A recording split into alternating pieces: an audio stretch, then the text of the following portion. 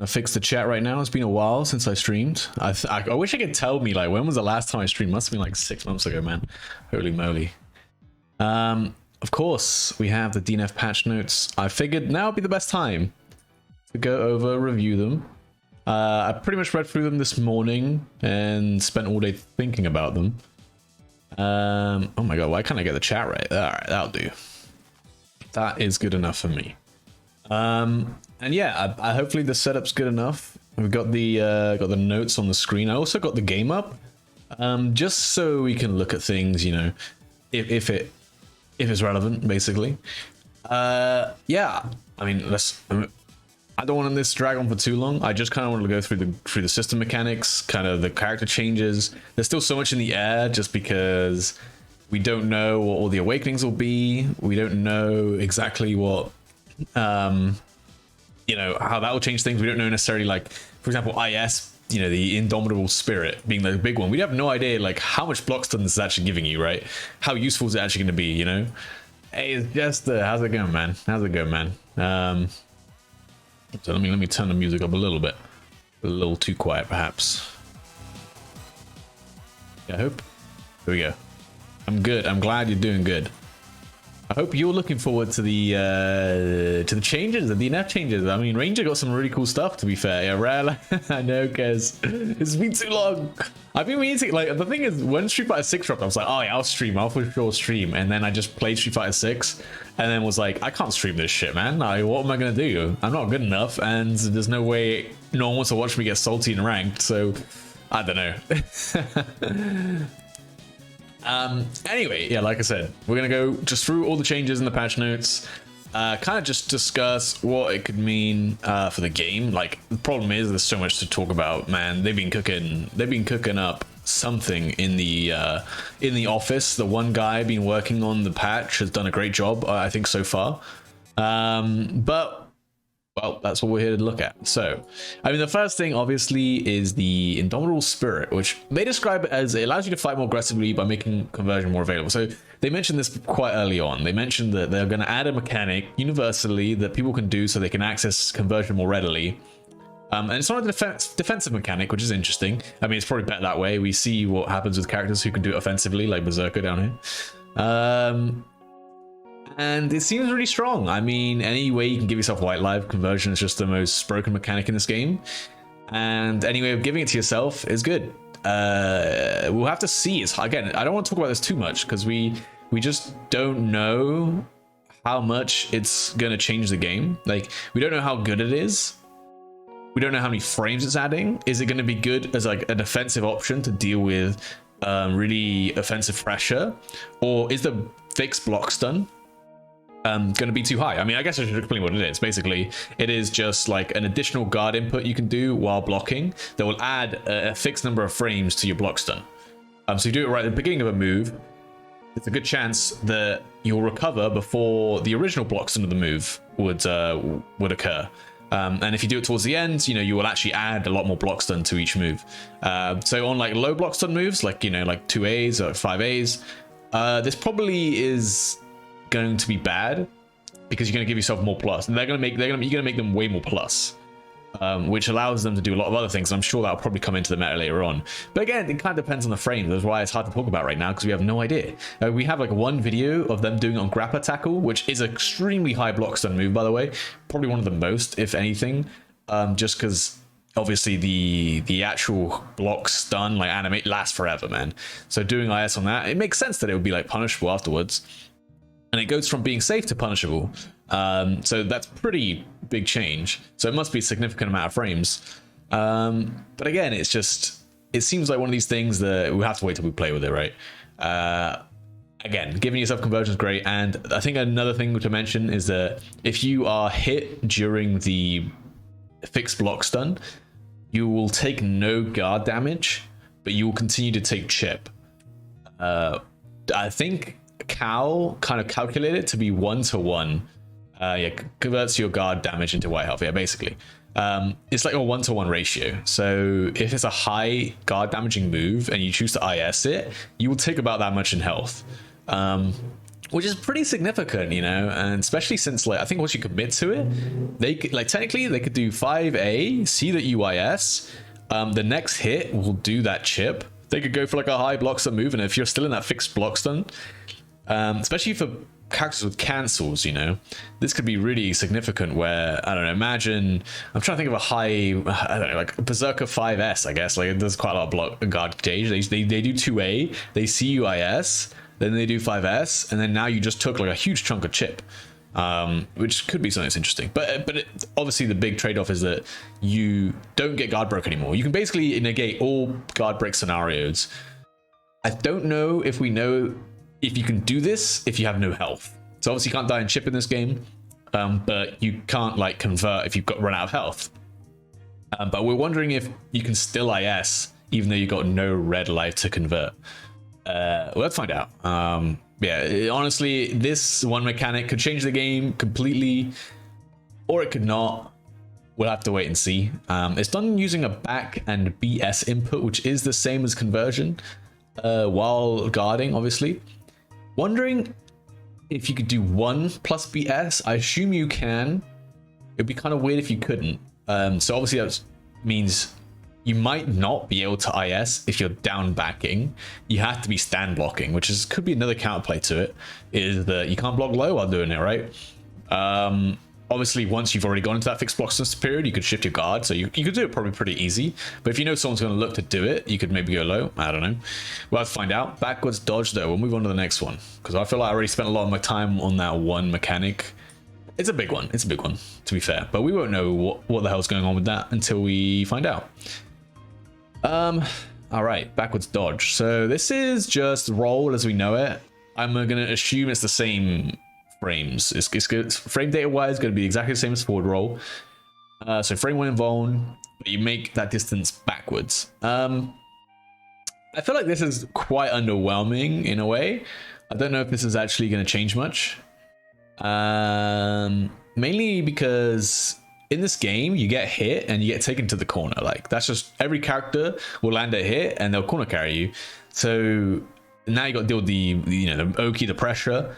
And the back roll is not going to help you with that at all. What this will do, though, it will definitely slow down neutral to some extent. Because there are some characters, you know, they hit something on you on block. Like, I don't know.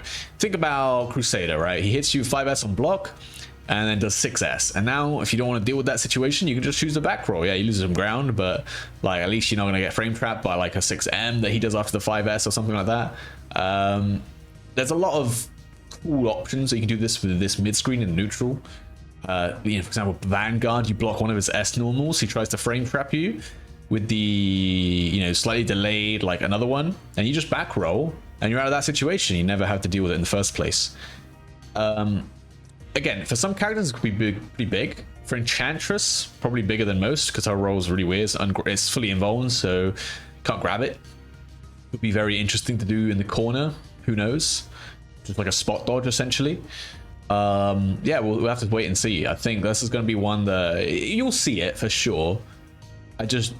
Defensively, it's not going to make much of a difference. Yo, Nelk, did you miss anything? I mainly, not too much. I mainly just went over Indomitable Spirit. I'm just basically going through the system stuff first. I was basically just talking about how it's hard to judge because we don't have the frame data to know exactly how many frames of fixed block stun this has. And until we know that, we don't know how good it will be. It seems like it'll be pretty good. I mean, it should be. It should change the game. But equally, if the fixed block stun is extremely high, it might be not that so good. It might be only used to stop guard break scenarios, which could happen, I guess. That would be kind of boring. So I'm assuming that's not going to be the case. But anyway, after that, we want to talk about backwards dodge, which I sort of mentioned. It's basically the same frame data as a forward roll, but backwards, which again doesn't really do much because normally when you're looking to roll something, you're rolling forward because there's a reason you're rolling towards them, and that is to punish something that has like higher recovery. You can roll through, like normals in this game have high recovery, and if you roll them, you're generally going to be plus. And when you're plus, you kind of want to be in your opponent's face rather than away on the full screen. Yo, Domito, how's it going? So this could be interesting. Again, it's more the mid screen, because once you get hit in this game, you're going to be taken to the corner. Back roll's not going to help you in the corner. Forward roll could get you crossed you out of the corner and things like that.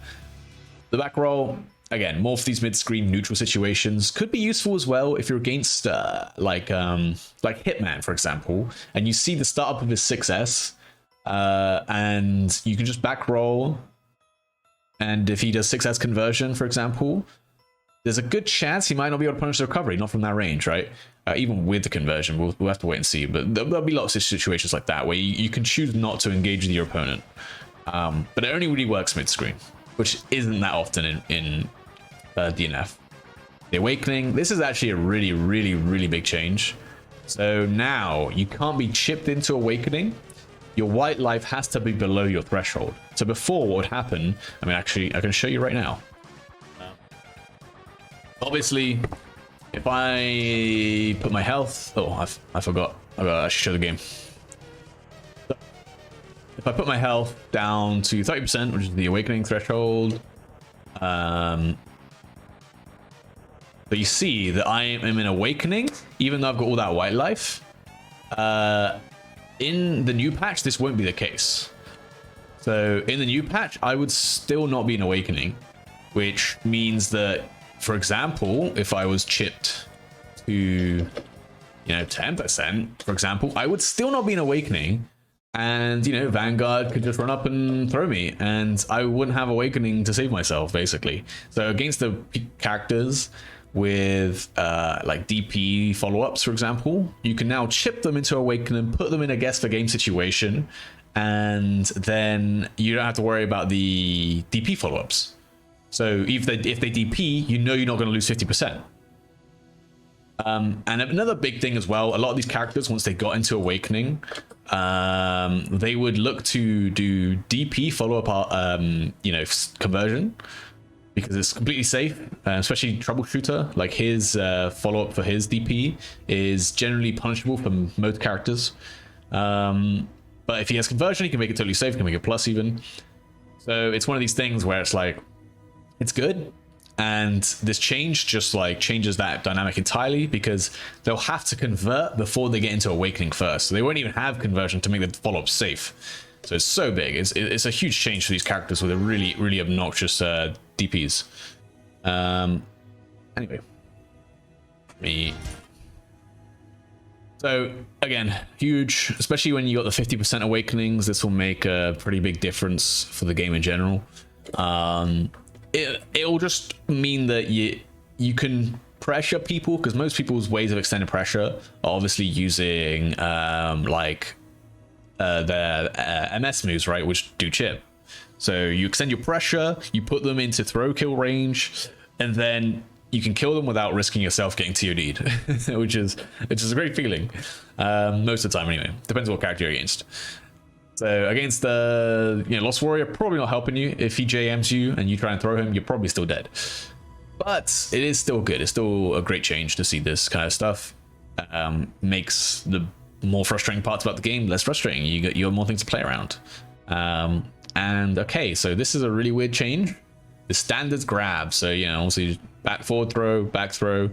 Can now be cancelled from everyone's standing A and crouching A, and standing B and crouching B, except obviously launchers standing B and crouching B, because they're all projectiles, which that would be really weird if you could cancel that.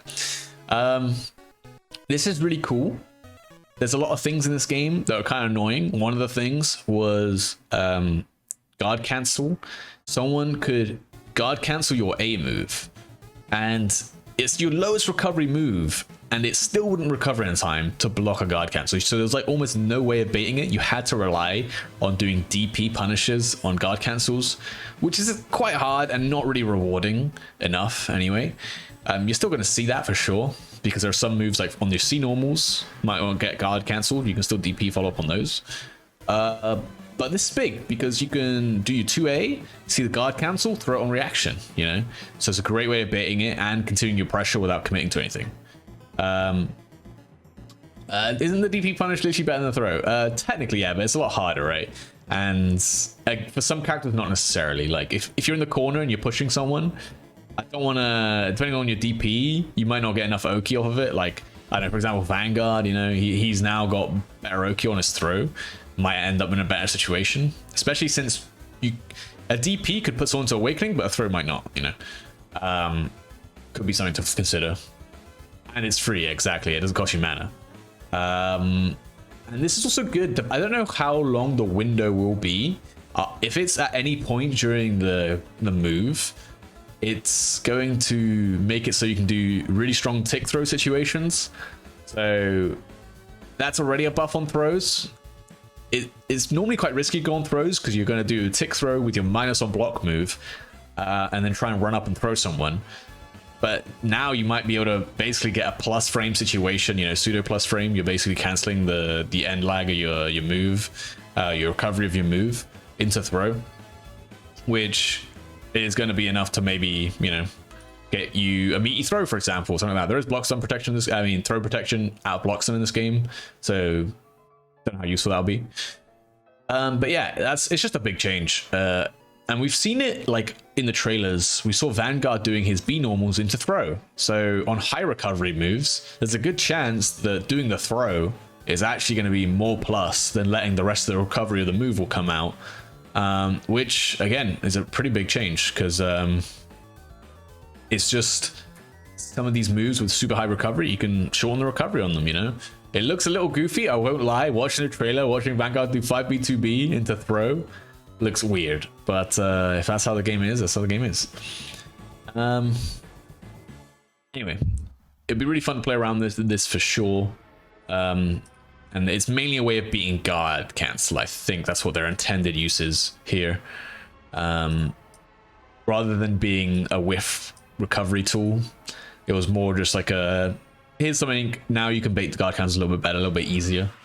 There's probably OSs you could do even out of, you know, doing that. You could do like 2A, maybe 2A like throw, and then obviously if you 2A whiffs, you could throw or something like that. I don't know. Anyway, we'll have to wait and see.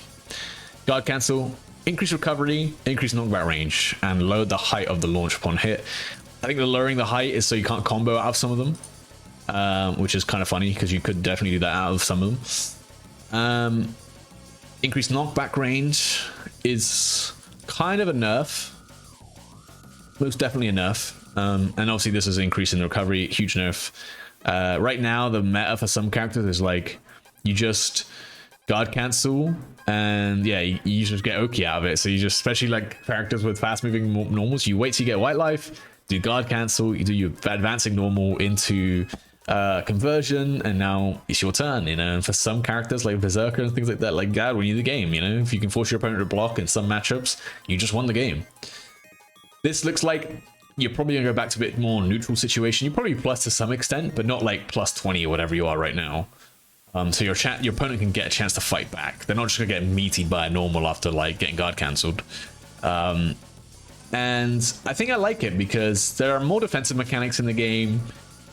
You're not gonna need to rely on guard cancel as much, you know, to avoid like guard break situations. You got IS, you got other things you can do, you can back roll. So you don't need guard cancel to be that strong because you've got other things to do in defense. So I think that's why I quite like what they're doing with it now, rather than, you know, last patch or whatever, because we definitely needed it last patch. Guard gauge, increase the recovery speed. This is something I've been saying that should have been in the game for a long time. Hey, C4, how's it going? There was something I really didn't like in this game. It's like you just spent, you know, like say you spent 10 seconds blocking and you lost 70% of your guard gauge, and then they open you up, they hit you with like a 10-second combo, and you still only have 50% of your guard gauge for the next Oki situation. So it was one of the worst feelings, because especially when you got low on guard gauge, you almost wanted to take the hit. You were trying to get out, you did something, and then all it led to you doing is being back in that same situation with no guard gauge. So you almost better just getting guard broken in some cases, taking the full combo, and then at least having a full guard gauge to work with. Which hopefully this speeds it up to the point where if you're getting comboed, you'll just get enough of your guard gauge back that you can play the game. That's what I'm asking. You know, you can play the game. once you get opened up. You get back to your full guard gauge, or at least mostly your guard gauge, and then you can do it. And reduce the maximum guard gauge on all characters. Yeah, fair enough change. Obviously now you can avoid guard damage using Indomitable Spirit. So I think reducing it is a good idea, so it's still something to think about, rather than it just being a non-factor. You still have to concern yourself with how low your guard gauge is. Whereas I think if it was just as high as they are now, and you could reduce it with Indomitable Spirit, like, it'd be too much. And obviously increase the recovery speed. Yeah, exactly. You can start to IS more when you got less guard gauge to save yourself, you know. Especially when you know the string is about to end. It's so you got a little bit more time to play with. Standard B, you know, it's made the untech time consistent for some characters. Not really sure what these mean. This could be a big one. Crouching B made untech time consistent for some characters. 2Bs are your like sweeps, your like knockdowns. One sec, C4, I'll get there. Yeah. So I'll finish the Crouching B stuff. So these are your sweeps, and for some characters like Lost Warrior, who gets OTGs after their 2Bs, it might make it so you get a little bit more time to OTG them. Or you could just make it that every character gets knocked down the same. So like there might be some character specific stuff where one character gets knocked down for one more frame. Okay, Indomitable Spirit, I'll quickly go over that again. So it's basically an additional guard input. And during block stun, you can do back and conversion input, and you get a fixed amount of block stun. So you can do it at any point you're in block stun, and it will add a certain amount of frames to that block stun, or it will just change your block stun to whatever you're in now to that certain amount of frames. So if you Indomitable Spirit after an A normal, let's say you add 20 frames of block stun to whatever you're at right now. So for the next 20 frames, you're still blocking. If that move only has like 5 frames of block stun, you just made your opponent plus 15, you know, to whatever they normally are. But if the move is like 60 frames of block stun and you IS it immediately, you will avoid 40 frames of that block stun. So you will be plus 40, you know, frames on that advantage on that situation. So it does that. I don't know. We don't know exactly how many frames it is, so it might be a lot better or worse. I don't know. But that's what we know so far. It gives you white life every time you do it, so it converts like your guard damage to white life. So you take quite a bit of chip if you constantly use it, but you can use it once, get yourself some white life, and then reset the situation, and now you've got you know, conversion. It's pretty cool. It might change the game a lot, could change the game not very much, and it also prevents basically guard break situations. If you want to, you can keep ISing and then just never get guard broken. Obviously you'll take a lot of chip, but at least you don't have to, you know, get uninteractable guard broken anymore, which is great. Anyway, Airborne A. So this is really big. If you didn't know how jump normals worked in this game now, for some reason jump A normals just counted the same scaling as like jump B normals. Like it was basically just like a full jump in. Like that's what it kind of counted as. So they increased the damage scaling and increased the combo time scaling. So basically it's like the jump A attacks are now like your A starters, like on the ground, which is great, because before it was really obnoxious. Like, you know, Berzerker doing, you know, the conversion JA, instant overhead JA, you know, all that stuff, and doing 80%, like, oh my god, it felt so bad. And there's other characters that kind of did this thing as well, but no longer, because jump-ins, yeah, Kuno as well, actually, that's another one I thought. But hey, you'll just have to loop your Oki more, you know. Don't know what a jump-in is. To be fair, yeah, this doesn't actually affect Ranger, because Ranger's jump normals were all projectiles, so yeah. So it doesn't actually affect them at all. And they still are projectiles, you know, unfortunately. No JA overheads, not yet. So yeah, really big change. Will help against some characters like Berzerker, like these mix-up characters killing you in 2 hits. Now gonna have to probably open you up one more time. B just made it more untech time more consistent. Don't know what that can mean. Who knows? And this is a big change. Reduce extremely long untech time for sub skills. So some skills in this game has it's called the unconscious. I wonder if I can pull it up. One sec. Yeah, you see the unconscious. So you see the unconscious. It says right there. So some moves have 99 unconscious, like so this has 99 unconscious, for example. And well, it says 995, but same thing anyway. So that's basically infinite untech time.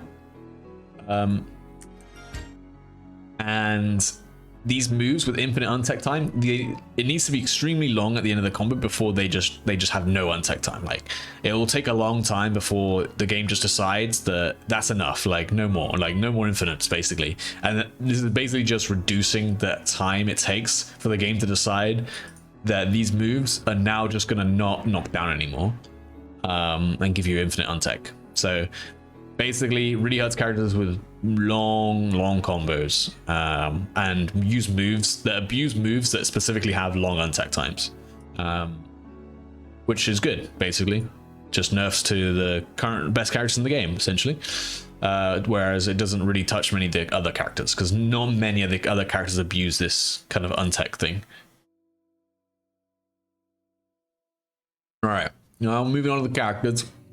Berzerker, obviously currently probably the best character in the game right now, at least to win with. Crusader is obviously up there as well, but Berzerker, let's see, MP recovery speed reduced, huge. Actually, we'll talk about what they said. Mid-range strategies enhanced. Now the mountainous wheel can be cancelled with Ash Fork. I think that's 5S into 2S. Yeah, jump 2S. Oh no, 4S into 2S. Yeah, see. Bloodlust can now be used in combos, which is the command grab, which is cool, because the command grab specifically completely refills all your white life. So could be interesting way to sustain yourself. Who knows? You frenzy all the way to the end of the combo. You just don't use conversion, and then you command grab them at the end. You get all your life back. Could be cool. Now you can humble. Yeah, that's basically just an extension of this. Bloodlust. MP recovery speed, yeah, he has the best mana recovery speed in the game, and it's obnoxious. He just never ran out of mana, and obviously for a character that's constantly converting, he's going to have infinite mana anyway, so this on top of that was just really too much. It's not that much of a nerf. Yeah, I think someone calculated it, right? Oh, was it you, Hubert?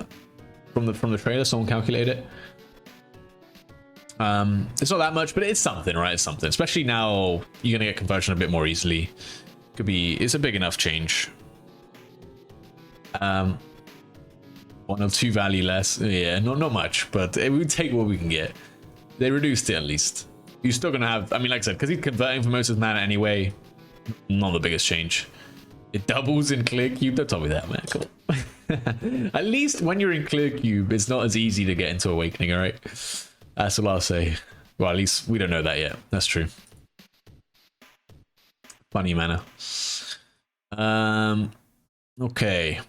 Yeah, that's going to be something else to contend. I mean, again, all of this is kind of without knowing what all the awakenings are, which is tough because, or what they will do, because obviously characters we might see later on down could be completely broken. Like, I mean, Berzerker, we don't know what his gold cube is. We can probably guess what it'll do. It's just going to be his recovery, like, but with something on top of it maybe.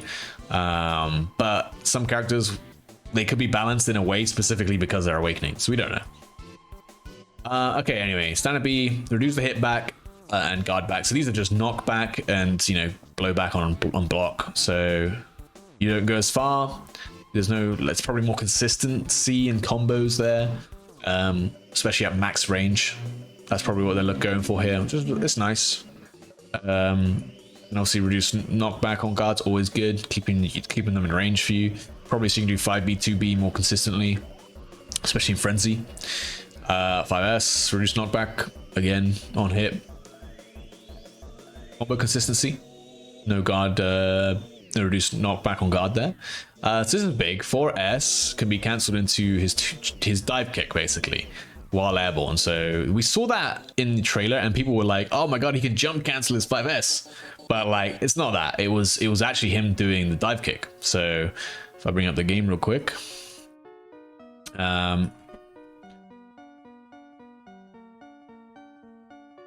was gonna say, wait, can I even put my input display on? Yeah, I can, right? Yeah. So like right now, if I hold up, you know, I obviously can't jump cancel this, can't cancel that. Well, I can go into 4S, right? But before, what we saw in the trailer was this into, you know, 2S. So he did like 4S, 2S, and now he went to the dive kick during the start. Because obviously this is like a little mini jump. You see that? You know, and this is what they use to mix you up. Like they do like 4S conversion into JA. This is how they. No, I can't even do it. I'm so bad. All right, it's been a while, right? Yeah, kind of like that, but a lot faster. You know, I don't play Berzerker, right? That's how they mix you up.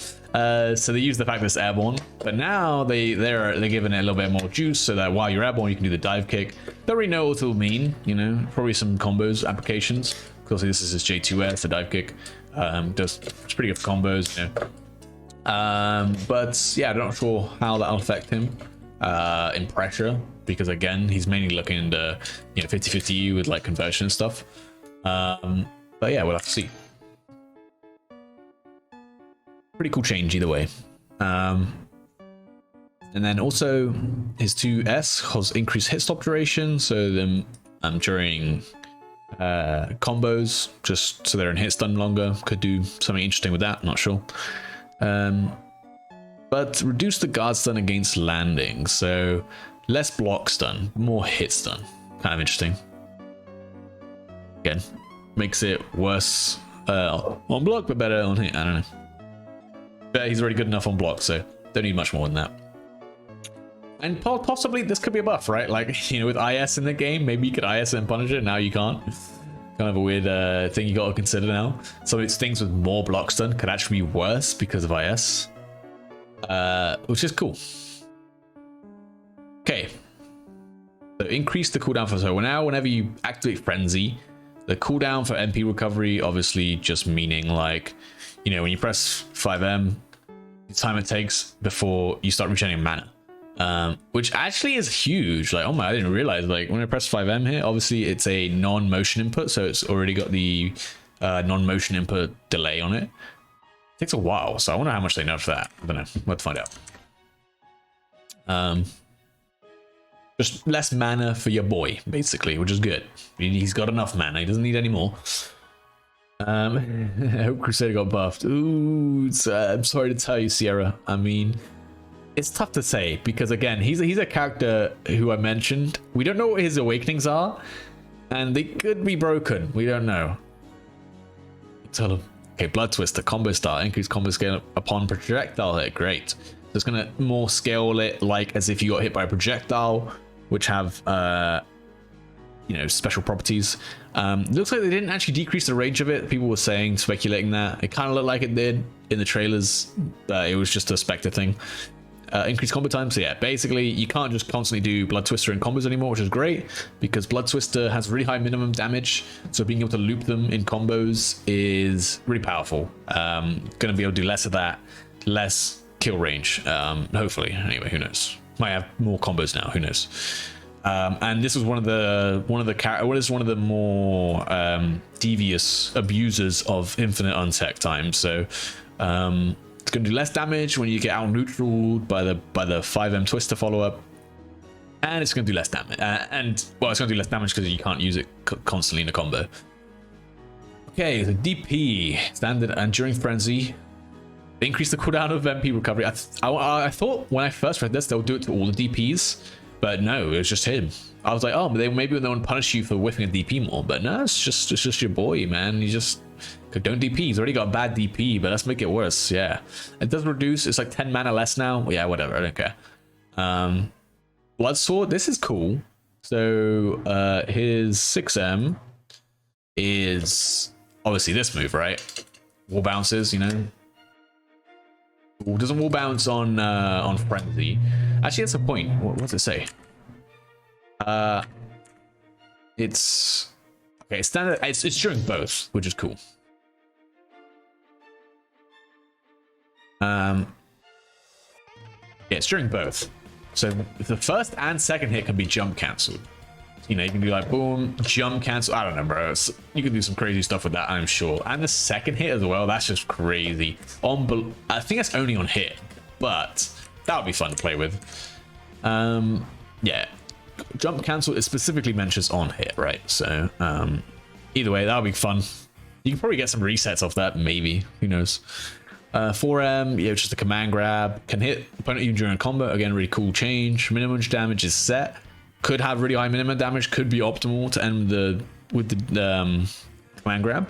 What I am interested in is the fact that you can use it during a combo, and during the frenzy, and I think even the normal one, you can combo out of it.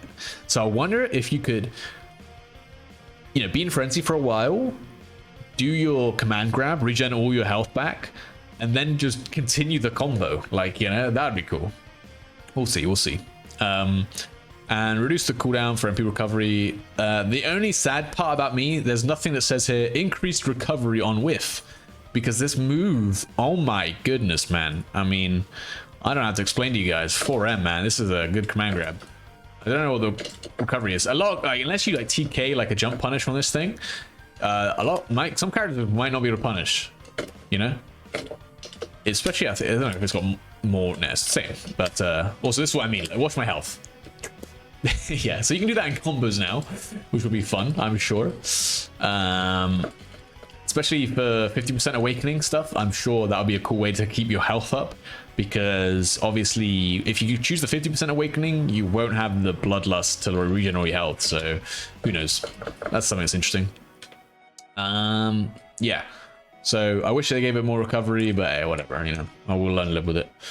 MS while airborne, increased cooldown. So yeah, he's just got less mana basically a lot of the time, apart from on the command grab, which makes me want to use it, man. Okay, Vanguard. Okay, I played this guy a lot, obviously. From the sounds of it, he got pretty nerfed. But we don't know yet. His awakening might be busted. We kind of do know what his awakening is. Seems to be able to cancel his M moves into his M moves. But yeah, various MP skills are enhanced and thus are more useful. Dominate the fight with these enhanced skills. So Vanguard was in a weird spot last patch. He was pretty good. He had some rough matchups.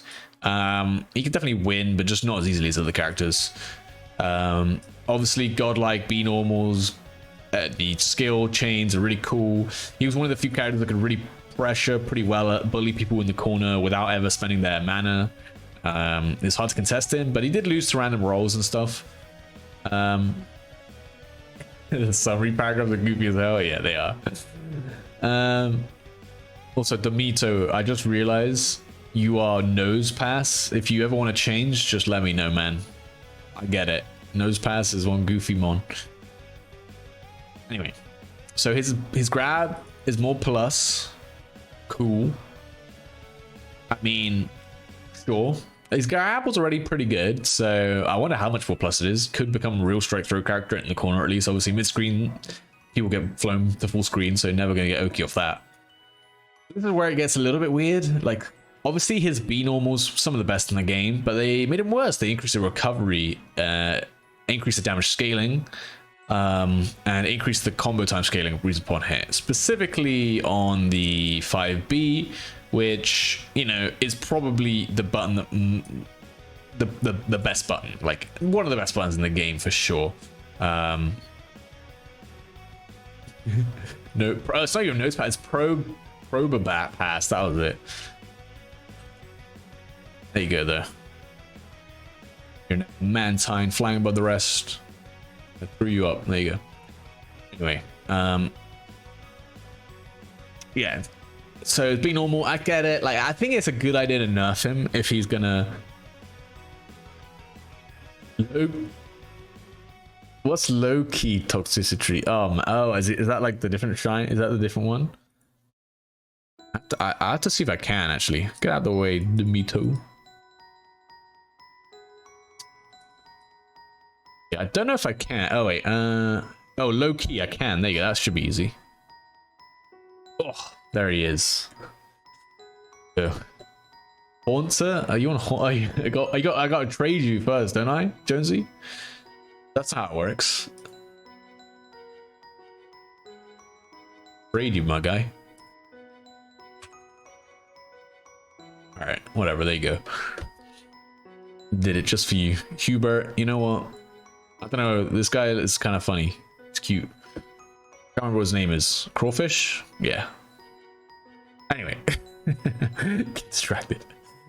Anyway, so yeah, be normal. Yeah, I get it. It's probably a good thing to nerf it because it's really broken. Like the move is. And now you can throw cancel it, so it's the increased recovery is only really on whiff. And these moves are already pretty bad on whiff, so yeah, whatever, I guess. The damage scaling, you'll definitely feel it because you're going to start most neutral interactions with this. But once you get your pressure going, 5B, maybe not the worst nerf in the game. Crouching beat, same thing. Reduce the guard stun, so less block stun, and increase recovery, so it's way more punishable. But I think that's why they want you to do the throw cancels. We saw the guy in the trailer doing it all the time. So I assume that's just plus, like not plus, but it's less negative than letting it rock. That's why we saw the throw cancels come out. Probably still punishable, maybe for some characters, who knows. And increased damage scaling also sucks. But all right, 2S can be jump cancelled even when guarded.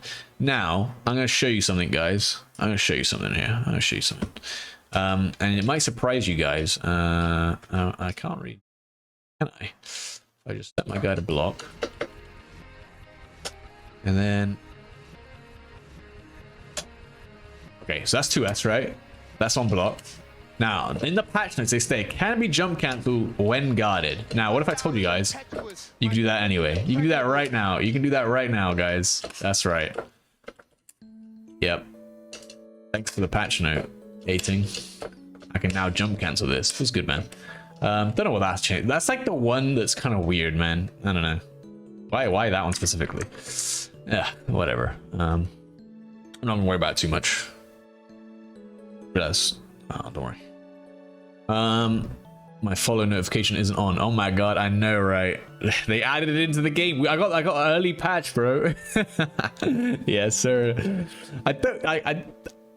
they forget? Like, I don't know. It seems such a weird one. Anyway, because the rest, reduce the untech time, cool.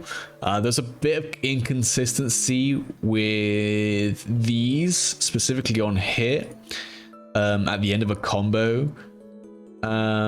Oh, it reduced the untech time, so you get less, right? Oh, shit. I thought it was more.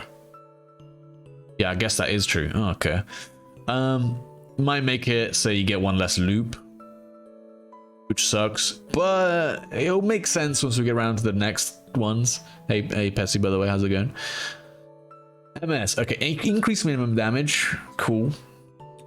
So, I think I want to say this only means that it just does the same damage if you start your combo with it, but obviously at the end of a combo it might do more.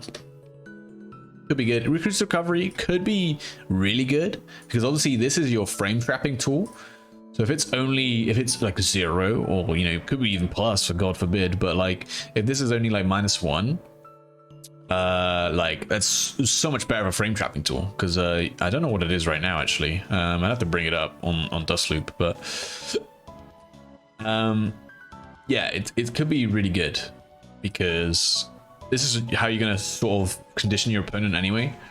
Because it looks like, I mean, you can do your S normals as well, but because people can IS your S normals now, which could change Vanguard quite a lot, you're probably gonna want to commit to your follow-ups a lot more, and they made the follow-ups a lot better to commit to. So here's a fun one: Inferno Charge, the shoulder tackle, which is obviously, you know, this. You can now jump cancel it. Oh, I didn't even show you. My bad. So yeah, this is the shoulder tackle. That's what the brandish is. So let me... Theme songs. All right. Anyway.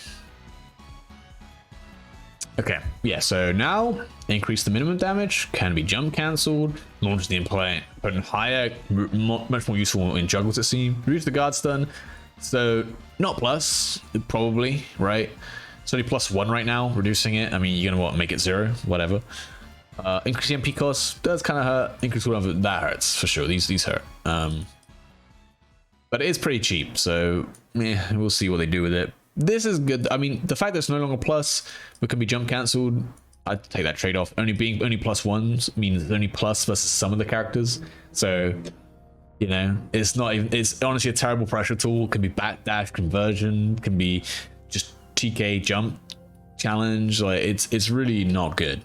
But being able to jump cancel it means you could do cool stuff with it. So we'll see.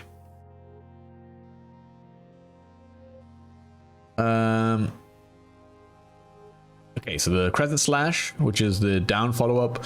I guess I'll show it real quick. It is obviously this one, right? This is normally just a combo tool for you to get your combos, you know, like you know. So there you get a juggle, and then you can OTG them, you know, whatever. You do your shits.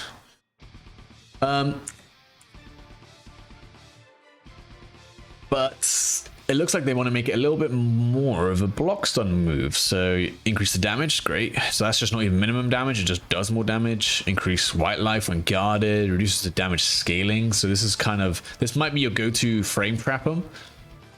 If they try and press, or if they try and move, or they maybe even try and roll, if you can delay it enough. Increase minimum damage, again, increase guard stun. So who knows, could be pretty, I don't know what it is right now. In fact, let me actually pull up Dust Loop. I can tell you what it is. I feel like it's pretty minus, but not that minus. So changing it much wouldn't be the worst. So let's see.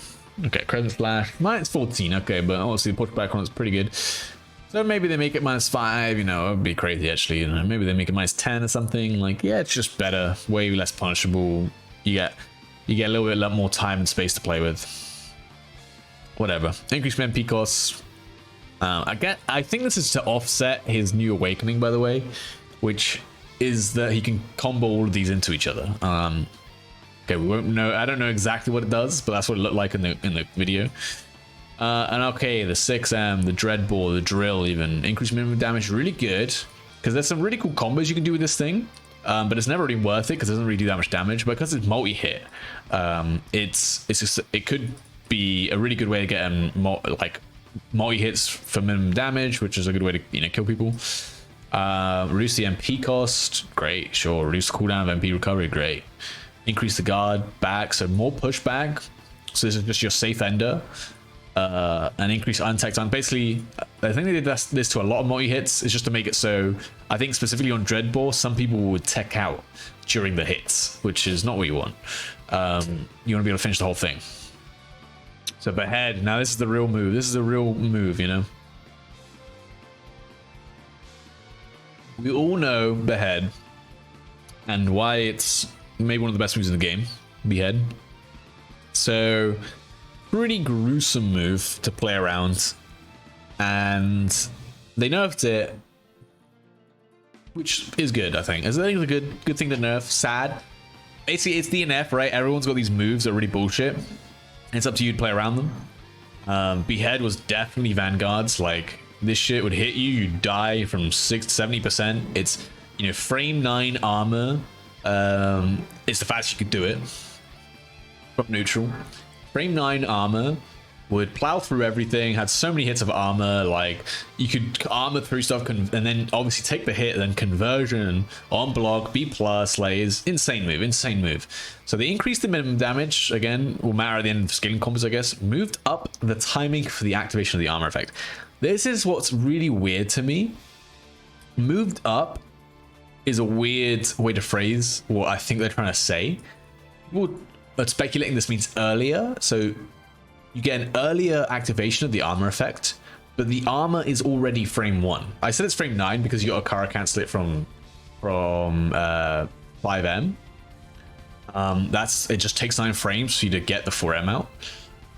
But it's, maybe they mean that you can do it quicker out of 5M now, or I don't know. Moved up to me also means increasing, so maybe it's no longer frame 1 armor. Yeah, impossible to tell right now, at least. This is the big one though. Remove the armor effect against low attacks. So they've standardized all armor in this game. All armor loses to lows now. Really rough for Behead. Really obvious counterplay to that move now. Just hit him with lows. Don't have to play around beheading as much anymore. Increase the MP cost. Cool. I guess, you know, everything's gotten more expensive for this guy. Again, I think they nerfed this move as well because his awakening lets him do his MS moves into MS moves. So it's just a counterplay to like people just doing behead into you and, you know, winning that way probably. Anyway, combo starter, yeah, so it's a big, it was your best starter in the game for sure. Now it's not so much, you know. It means your combo will be smaller when you land it. Because technically it's like a type of reversal, right? So kind of makes sense. DP, increase minimum damage, cool. Some combos you might want to end with DP. Some combos you might accidentally end with DP, and you get more damage out of it. Shatter. So 6M. Okay, so this is a big one. 6M is one of Vanguard's best moves, right? It's can't see it here, but there we go. It's obviously the big strike down and then the, you know, swat away. It's -7, so basically safe against every character in the game. 15 frame startup. Insane move to use with conversion. Reduce recovery, so you know, maybe it's only -2 now, you know, maybe it's plus, I don't know. Reduce the damage scaling, so all your loops started with 6M and they reduced the damage scaling, so you're going to do so much more damage with 6M, man. Launch the opponent higher. We've seen this in the trailers. You can do the 6M loops mid-screen. Launching your opponent higher also means you get a combo to Dreadbore, so I'll show you that. And it's pretty big because this conversion is somewhat optimal at some ranges, but like oh yeah, I gotta stop my guy guarding, right? It was really inconsistent to do this, but it was fun to do at least. So but you could, you know, do, oh, he's dead, my bad. Oops. You can combo to Dreadbore, and it was fun. It was fun to do. And again, at some points with the scaling, especially now it does more, you could if I can get it. No, that's not it. But it's a tight timing, and I haven't played the game in a while, so I might not get it. I can't really do 5M then, but essentially you just juggle them off the wall with this. This would happen like, especially when you're like mid-screen, you know, and you just hit them like pretty far, and there's no way you get a follow-up. You can juggle them into that.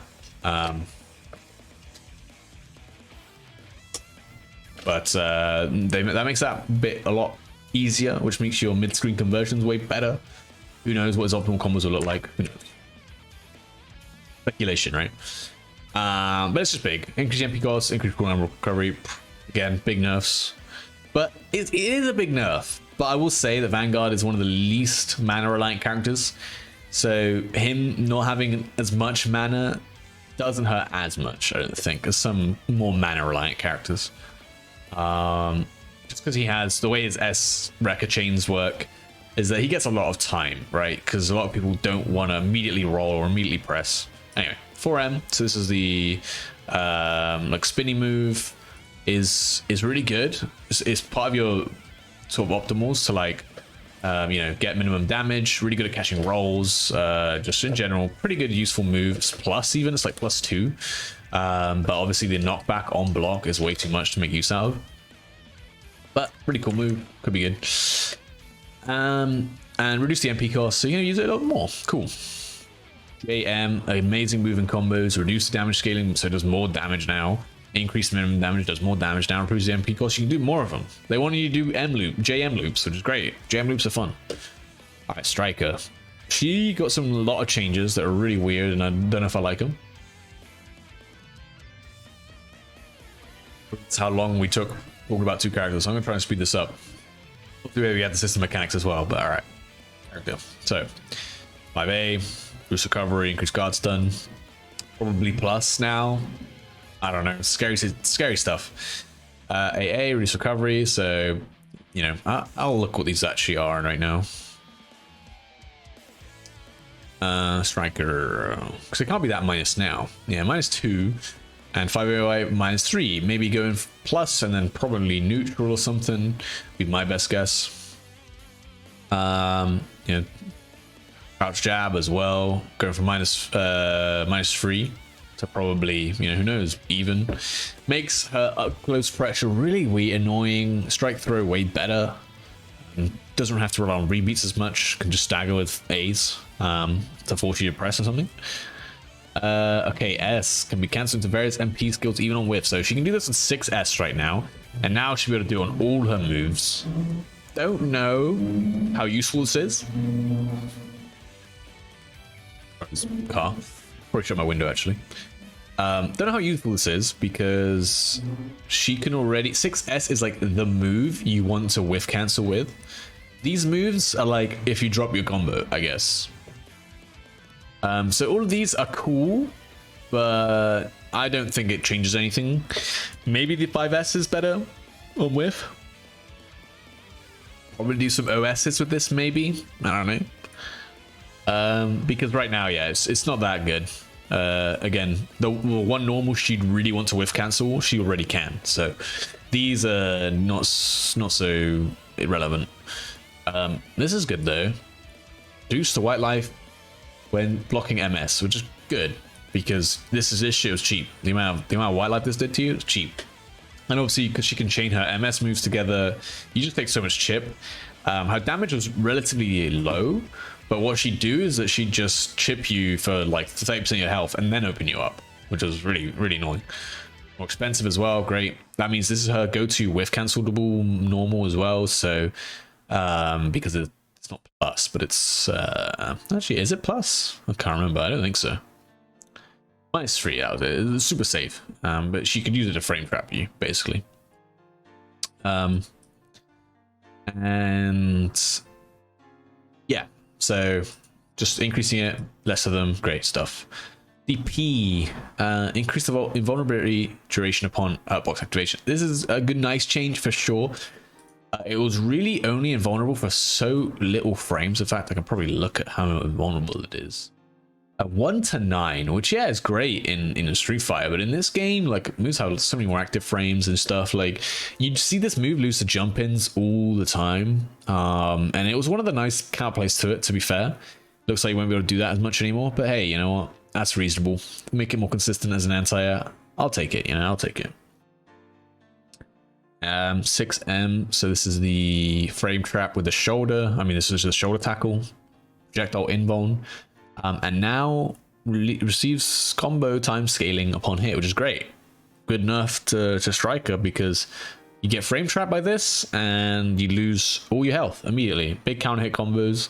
And it was a go-to frame trapping thing. It was punishable, just about, but again, it was one of these things where it's super scary to contest Striker because she's can constantly frame trap you, and if she does guess right and you guess wrong, like, you get blown up. 1-inch punch, reduce the guard stage damage. Okay, this move did so much guard damage that I think this is a reasonable change. No frame data change, still gonna be great. Still can dash cancel it for pressure. Tornado kick, MS while airborne, same as the grounded one basically, right? I mean, A's are so much better. Everything else, I mean, the whiff cancel stuff, yeah, whatever. All her MS moves got nerfed, but her A moves got buffed, so she's going to be using that a lot more. She'll have lower damage because she'll be opening you up with these more. She still has OP dive kick, of course. And yeah, I think the nerfs, the MS moves are good, but the DP's alright, whatever. With cancelable stuff, whatever. Okay, Grappler.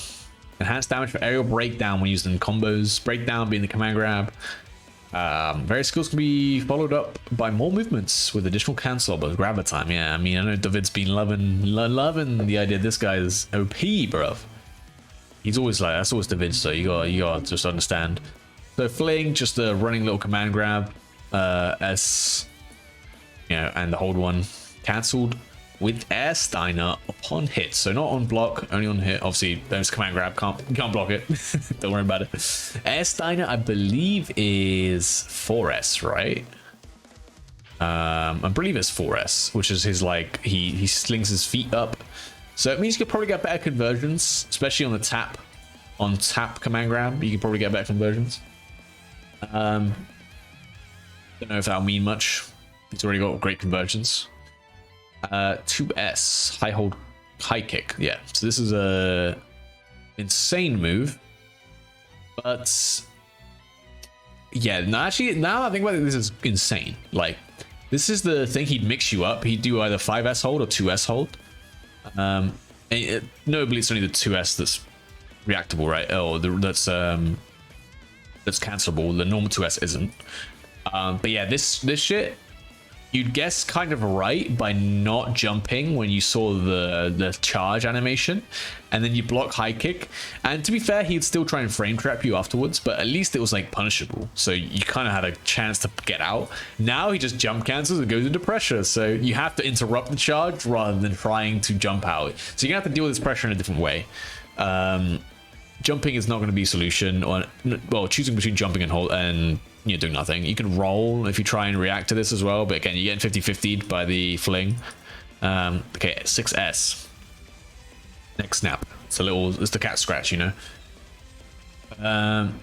Reduce the damage scaling, receives first, second hit. Okay, so it does better. Right now, it's like an A star if it gets hits on you. This is a non-charged one, by the way. Can be cancelled the fling and air Steiner. Increase mana recovery on hit. Better in combos. Probably get better conversions out of it. The vids will be able to tell you all about this. How good it is for the character. I don't know. The thing that's important is it's still the same frame data, you know, on block. That's the important thing. So it's still like plus, right? Plus like 2 or something. Yeah, tough situation. Okay, let's hold though. This is same thing, same changes, just without the damage scaling, right? Yeah, it's only on the first hit. So weirdly, the second hit of the normal one doesn't get scaled, but the second one of this one does. So I guess you gotta react to like hit confirm it. I don't know. I'll let the grapplers do that. Just tackle, reduce damage scaling. So it does more damage, right? This is what I don't get. It scales the combo less, but you reduce the combo time. So he does a short combo for more damage. Is that like what's gonna happen? I don't know, man. I'm hoping this affects his awakening loops with the tackle. I'm assuming that's what this is for. If you do like 3 tackles, on techs out, but at least you're getting the damage in. Oh, that's just the normal one, obviously, yeah. And it's the same stuff was added is.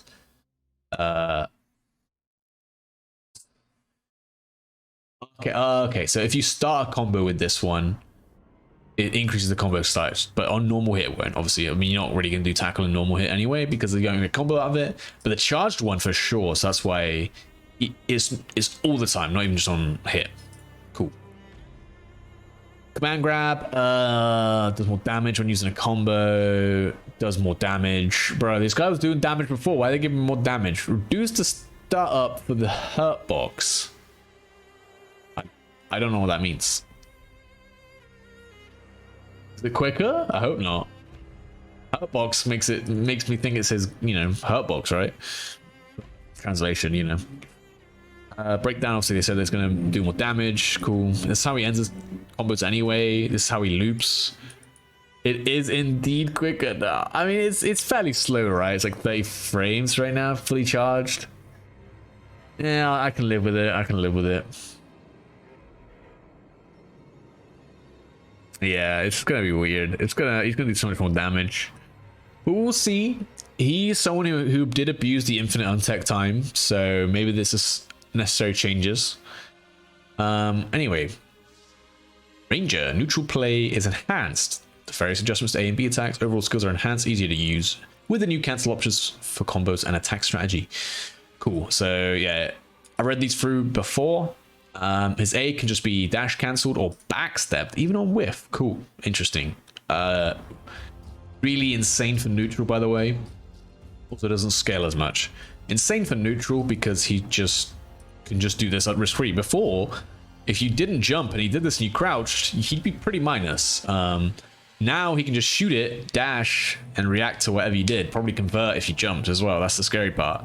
And it depends on how early he's able to cancel this. Tommy Goat will cook. If we let him, bro. If we let him. Someone's going to run the weeklies again, bro. Kez is not coming back. He's not doing this shit. Yeah. So, reduce the damage gain received, obviously. I want to know how quickly you can do it on whiff. I mean, I talked about Maho Shoujo, and he thinks, well, probably when the bullet comes out. but it might be before that point, right? Like imagine you could feint it, like you go to shoot and then you dash it. Hey, hey, hey, hey. Yeah, that'd be funny. Obviously this is the follow-up 5A. Can be cancelled with standard A, so you can do crouch A to 5A, which isn't that crazy because 5A is going to whiff if they crouch anyway. So I think, does it whiff versus all the characters? I can't remember. C4, you have to tell me. But yeah, it can be nice maybe for combos. Standing confirms, I don't know, because obviously what I want to know is that you can go crouch A, 5A, and then you can do the whiff cancel stuff. So even on block, you can do something like this. So you can do crouch A, even if the 5A whiffs, you can just backstep out of the situation, or even forward step for a mix-up, you know, if they're trying to respect you too much. Could be cool. So increase hit stop, increase input time for window cancelling. So I guess you can delay cancel into the 2B a little bit easier. Yeah, it does now. I thought it did, yeah. So yeah, probably easier to hit confirm, basically. That's what this change just tells me. You can hit confirm this move. Probably into 2S as well. If you have the right range, you don't have to just go for it. 5S, reduce damage gains, cool. This move is very good. Making it do more damage. Great, this character needs the damage, so. More damage again, by the way. This can be cancelled into, so his windmill kick can be cancelled into the 4S, which is pretty big. Because he can't do that right now. You're up. Yeah, it's pretty big.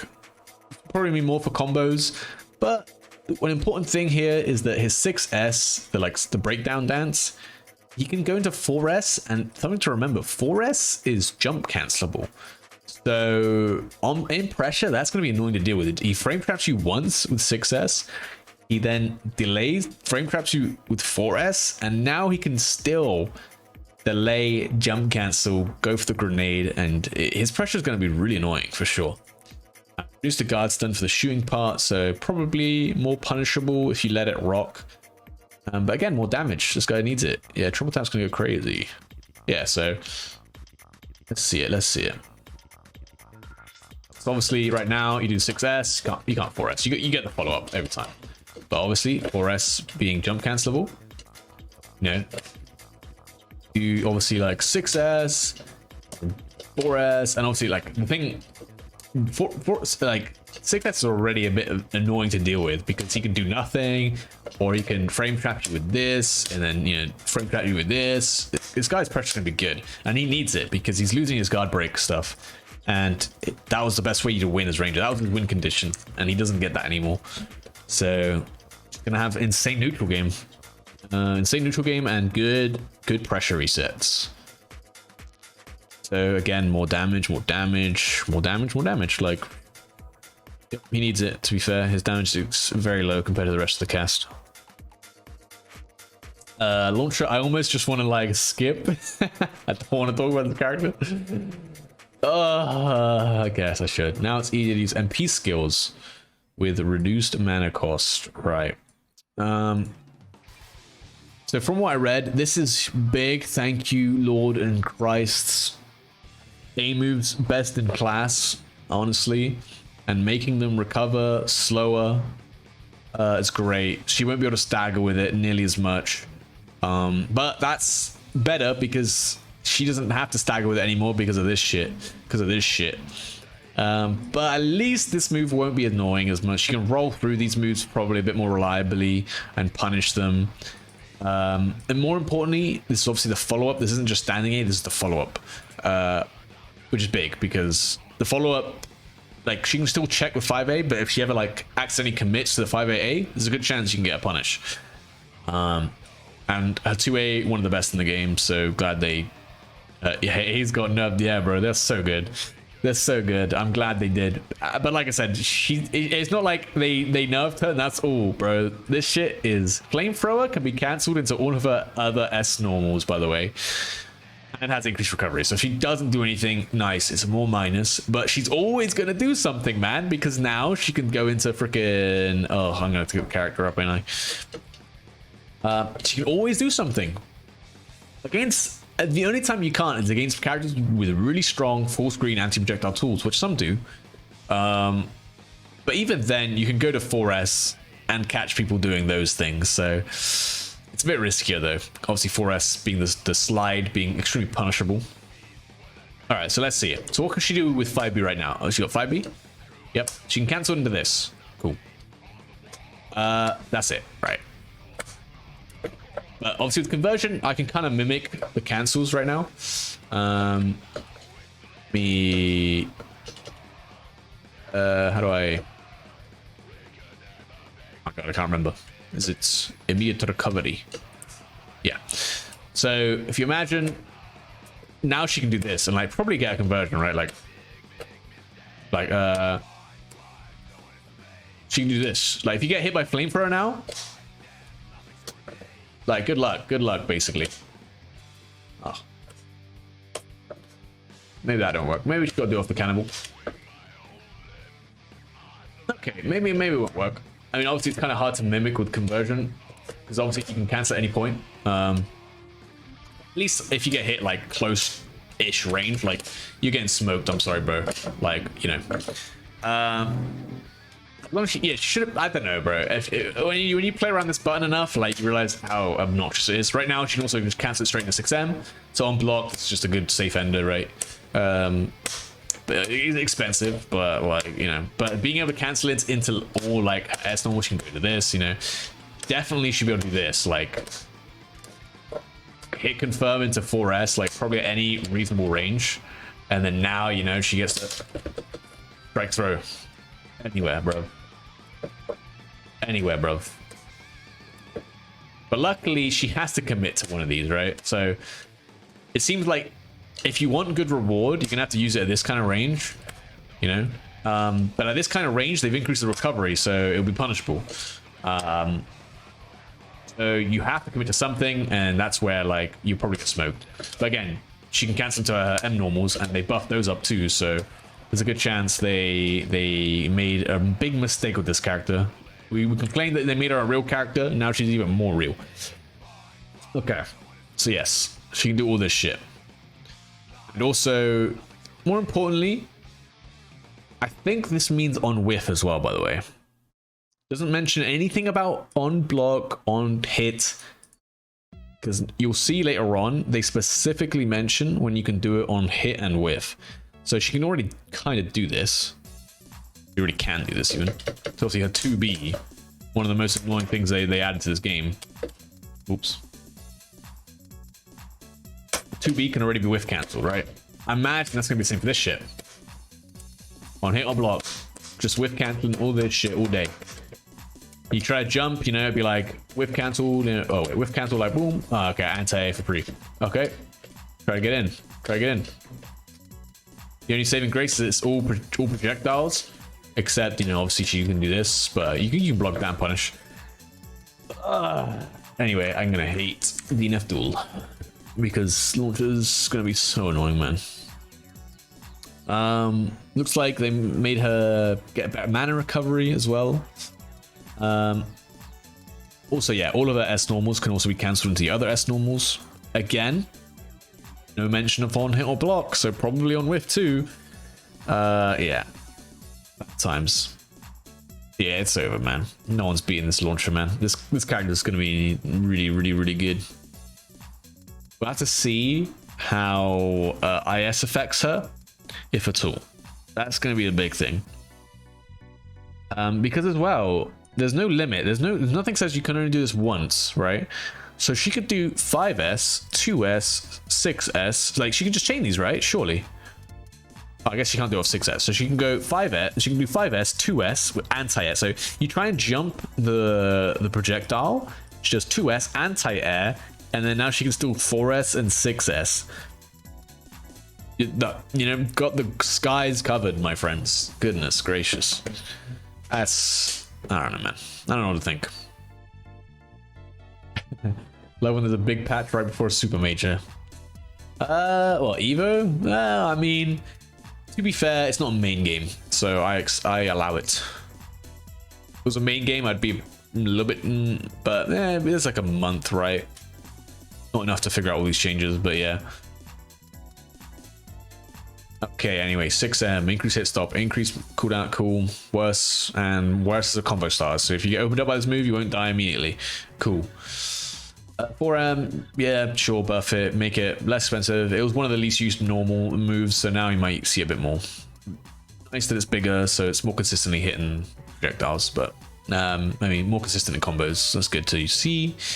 Inquisitor, okay, this character is very good. And I've been talking to Visage about this character, and he thinks it's going to be insane, and I think it will be insane.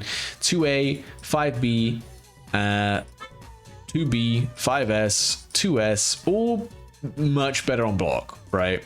So 5B probably plus. It depends on the numbers, yeah. I mean, right now, what, they're like -2 or something like that. So basically, she's gonna be the long range on plus in your face. So 5A is 0 right now, so that's definitely plus for sure. And 5A is already +1, so it's like, what are you really gaining there? That's the question. 5B, yeah, 0 on plot. And yeah, so we'll definitely be plus. 2B probably maybe a bit more even. I mean, oh, she has 2A, never mind. Yeah, it'd be good. It'll be good. All of these, I mean, obviously, if my moves could be less plus, I'll take them. I mean, more plus, I'll take it. So moves up the cancel window time when canceling with another skill. So this is like 5S, 6S. So again, moved up, I assume means earlier, but again, with the Vanguard changes, it wouldn't make much sense. But at the same time, with the Vanguard changes, they also said 2S is now jump cancelable. It was already in the game. So if they said that, you know, beheads faster, well, it's already frame 1, so it can be faster. So maybe there's another mistake, right? Anyway, so this could be, you get to cancel it earlier when you do it from the skill, or it could be increased, so they could increase the window. So I don't know, increasing the window which you can cancel into the skill, maybe, so you can super delay cancel, but I don't think you already can, so I don't know, who knows. All I've heard is this is better for like combo consistency, basically. Might be cool in pressure, especially now that 6S is more block stun. Doing 5S into 6S might be quite plus. Who knows? Or at least not as negative. Dive kick, reduce the damage for the first hit. So less damage and increased damage scaling. So just worse. Yeah, I don't really get that. I mean, you're not really opening people up with this dive kick. Worse in combos, I suppose. That's about it. 5S, great, thank you for, yeah, this move's really obnoxious. One of the best pressure reset tools in the game, and now you can do it a little bit less, which is good because Inquisitor's quite mana hungry, so this is pretty big nerfs for her. Yeah, if it means she gets 5 less mana, that's pretty big. 6M, really cool. Jump cancel, it's a big swing, you know, I'll pull it up, but you guys already know what it is. It's a big swing, so you can jump cancel the first hit, which is cool. Important to note, doesn't mention on hit, so both on block and on hit will be cool. Increase damage from the third hit, sure, this is already one of your more optimal things.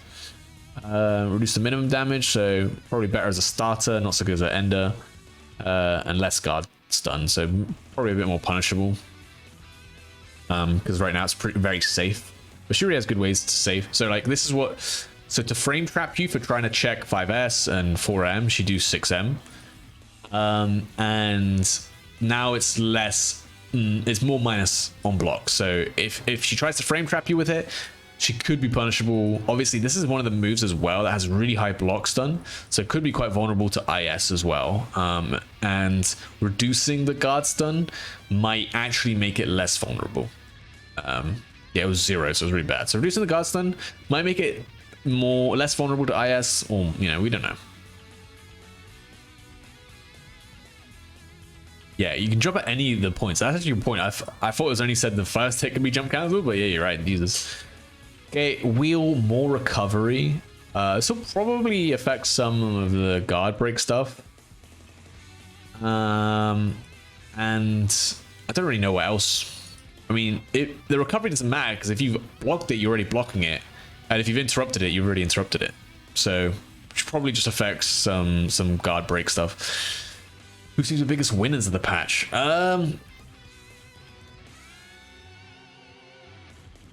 Launcher for sure.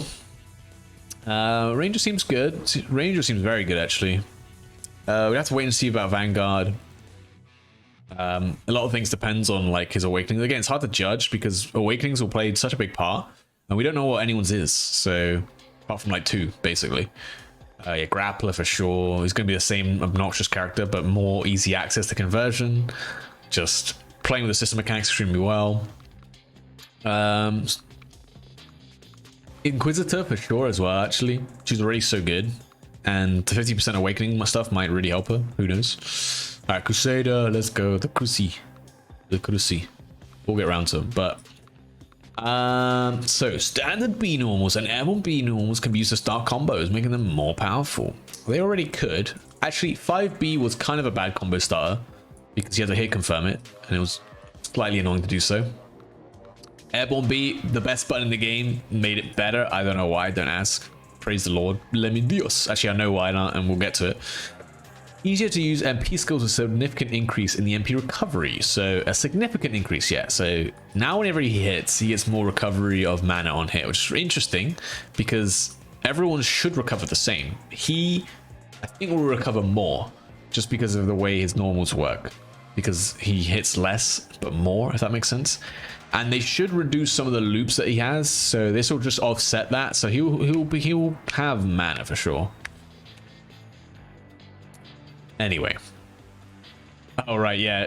When clear cube makes regen instant anyway. Oh my god, you're right. I guess that means you have to pick clear cube at least. No 30% awakening for you. Nice. Anyway, so 2AA reduce the cast, so more minus on hit. I like it. His 5AA is quite good, making it so if he chooses to not do anything, if in trying to frame trap you with 6M after it, it's worse, so you can challenge a bit easier. Also makes it less susceptible to IS. Don't know if that's actually already a thing. It did have pretty good block stun, so who knows. 5B, launch spy high off ground bounce on hit, really good. You can probably pick this up without converting to 6M on regular hit. So just a better pressure tool. Just a damage scaling as well, so probably a great starter. It's already a good normal. Shortest range for Crusader, but it is plus and could also be susceptible to IS. Don't know. It's actually one of those that recovers pretty quick, so who knows. But yeah, just a good move. Good move in general. And it's got better. Airborne B. Now this is funny. This is probably the best normal in the game. And they increase the hit Garston, so way more positive. Reduce the damage scaling received, so doesn't scale combos as much. Great. Increase knockdown time, great. Easy, super easy conversions. Reduce the knockdown range, super easy conversions. Increase landing recovery. So this is to offset this, I imagine. So now if you whiff it, it's a little bit worse than if you hit it on block and hit. So yeah, you gotta space it. But if you've seen this move, man, like you ain't whiffing this. Like you're not actually whiffing this ever. So it doesn't actually matter. Like you're never whiffing this character's JB. So where is he? Yes. I don't think I can even get the hitboxes out, but you're not whiffing that. You can't even see it really, but yeah, you're never whiffing this move. That's for sure. So not gonna launch the opponent lower. I want to say this is to stop you comboing into 5S afterwards. Because this is what lets you do your apocalypse stuff. And I think this is to stop that. Right now, to combo in apocalypse and set up apocalypse traps, for the most case, is doing some sort of JB apocalypse into JS. And I think you just can't combo into that anymore. That's what this says to me, but we'll see. 5S, boost the recovery, great. It was super minus, so now probably less minus. Reduce the damage scaling, gonna be an even better starter. Interesting, already one of the best starters. Can be cancelled with other skills upon hit. So this is important to mention. It means basically what this all means is that this could already happen. He could already cancel 5S into the sphere and his counter. This means that he can cancel it into 2S on hit, specific, not block. Whereas these can be done on block as well. So we'll get some cool combos out of that. Probably very consistent combos as well, which would be nice. And no mana required. Normally you have to do 5S into like, you know, 6M to get a conversion. Now you can do 2S, right? S. Okay, yeah, same thing basically, because it's just 5S on the ground, but in the air. 2S. Yep. The upswing. Reduce the damage given on the first hit. Increase the minimum damage the second hit. So if you land the backwards hit, it's increased max minimum damage. All right. Okay, that's gonna be that's gonna. Someone will find a way to use this, and someone will find a way to make it optimal too. So more damage on his S normals. Sure. I imagine this is maybe to offset the fact he can't loop him as much. Who knows? Because here's a big thing. Yeah, reduce damage scaling received again. Okay, less damage scaling on 6S. Great. But does increase the combo scaling, so you're not going to be able to use 6S as much. Because this is one of the infinite untech time abusers. Not going to be able to do that, and it's going to increase the scaling. So you're not going to want to do many of these. Whereas right now you do as many as you can. 5S, second hit launches the opponent higher. You might be able to combo it without them being airborne, which is great.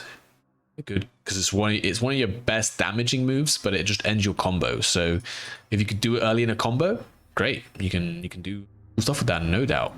It does increase this damage scaling. So, and if you open with 5M, increase. This is a big one, by the way. 5M. 5M is his best starter by far. He can TOD you off of 5M pretty reliably if he's in Awakening. And now, yeah, that's pretty big because it's just go to like anti-projectile tool, things like that. So it looks like you're not gonna get as much damage out of it, but at least you might not need conversion to be able to convert off of it. Combo is going to be shorter now with the tech stuff. I'm confused by that. So some characters, yeah. I mean, it's going to be a whole new patch, so people will find a new ways to make their combos long, I'm sure. But in general, yes, I think they will be slightly shorter. There are certain moves that have infinite untech time, and those can be looped and abused, whereas they're going to make sure that the game recognizes that that's happening and stops it before you can do it. Yeah, like Berzerker had way too many of these moves, and that's what let him loop him forever. And obviously he had infinite mana, and he had super high minimum damage on a certain move that didn't scale the combo very much, so he could do that over and over again, which was what really made his two touches really insane. Anyway, DP cheaper, great, awesome. Yeah, his DP was really expensive, it was like 70 mana or something. Reduced the so his DP's armor, not invincible, and they standardized all armor effects, and now loses to lows, man. I mean, there was no need for this. I get it, but like his DP was already bad, and you could throw it now reliably doing 2A and stuff. Because throw cancels on A and B normals, yeah, this guy's defense just got so much worse. Already had one of the worst, now worse. But you got IS. We have to see his Awakenings as well. We'll safe jump it, yeah, pretty much. I mean, a lot of people got good at just converting and blocking or DPing it back, things like that. Like it was super reactable. Boost the armor effect against low attacks. Import, like oof. But we don't know what the Awakening is. So it might be something defensive. Who knows? You never know. Because his current Awakening is defensive. So it'd be weird if this gold cube wasn't something similar. So maybe he gets armor effect, like stronger armor effects or something like that. Who knows? 6M, increase the damage. Cool. So this is good stuff because right now the move does about 2 damage. In fact, I'll show you. And people said this move's insane, and it is. It is insane, but it's not very scary. I think that's what I didn't like about it. It's not very scary at all. Lows no longer break armor. It'll be something like that, man. It'll be something like that. Nah, we'll see. So this move was extremely unthreatening. The only thing that was threatening is if you got frame trapped by it, and it killed. And like, of course, he can convert from full screen. Like that's what made him so good. But it's plus, right? But let me get my opponent to block here.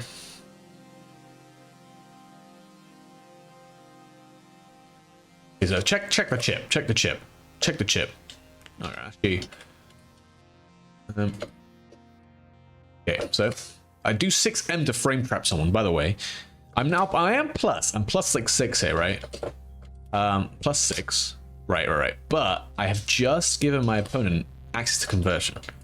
And not just that, probably the cheapest amount of conversion you'll ever have to in your life. So this is why I didn't really like this move that much, because like I'm spending what, like 60 mana, 50 mana even. And yeah, I'm plus 6, and yeah, obviously the best part about it is it's full screen and they don't do anything, they jumps and anti-air, whatever. Yeah, it's an insane move for that stuff. But for pressure, like, it's just so non-threatening, because if I do this, I have to do this, and now I'm plus 6, but I'm all the way over here, bruvs. I'm all the way over here. And you got conversion. Like, I don't want to have to play this game, because if I get hit, I'm in a bad spot. So increasing the damage and mainly just the chip makes this situation a little bit scary for your opponent. So at least if I'm plus 6, like they risk a little bit by using conversion here, because they've got a lot of sort of chip. And obviously it's his only MS move to continue pressure, like, you know, 4M, I mean, it's Grace, right? DP, obviously, 5M, super minus, like, there's a lot of chip, right? But yeah, you're never gonna do that on block. So I really like that change. Super nice for Crusader. Increase the untech time, basically made it a lot easier. Increased guard stun, but they increased recovery. So these will probably even out. They just made it so you can punish more reliably if you roll it. That's what I imagine this changes for. So it is more plus, but it's also more recovery. But yeah, it'll be about the same, I imagine. So still probably plus 6. Reduce the duration after the hurt box becomes active, so the wall stays up for less time, which is really important for Grace conversions, which I think he's lost anyway. Basically, you need the wall. I'll show you real quick. So outside of the corner. Oh, he's blocking.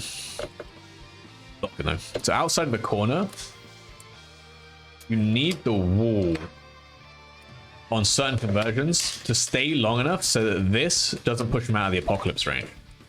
Right there, you see the wall like suddenly broken. He sort of almost fell out of it.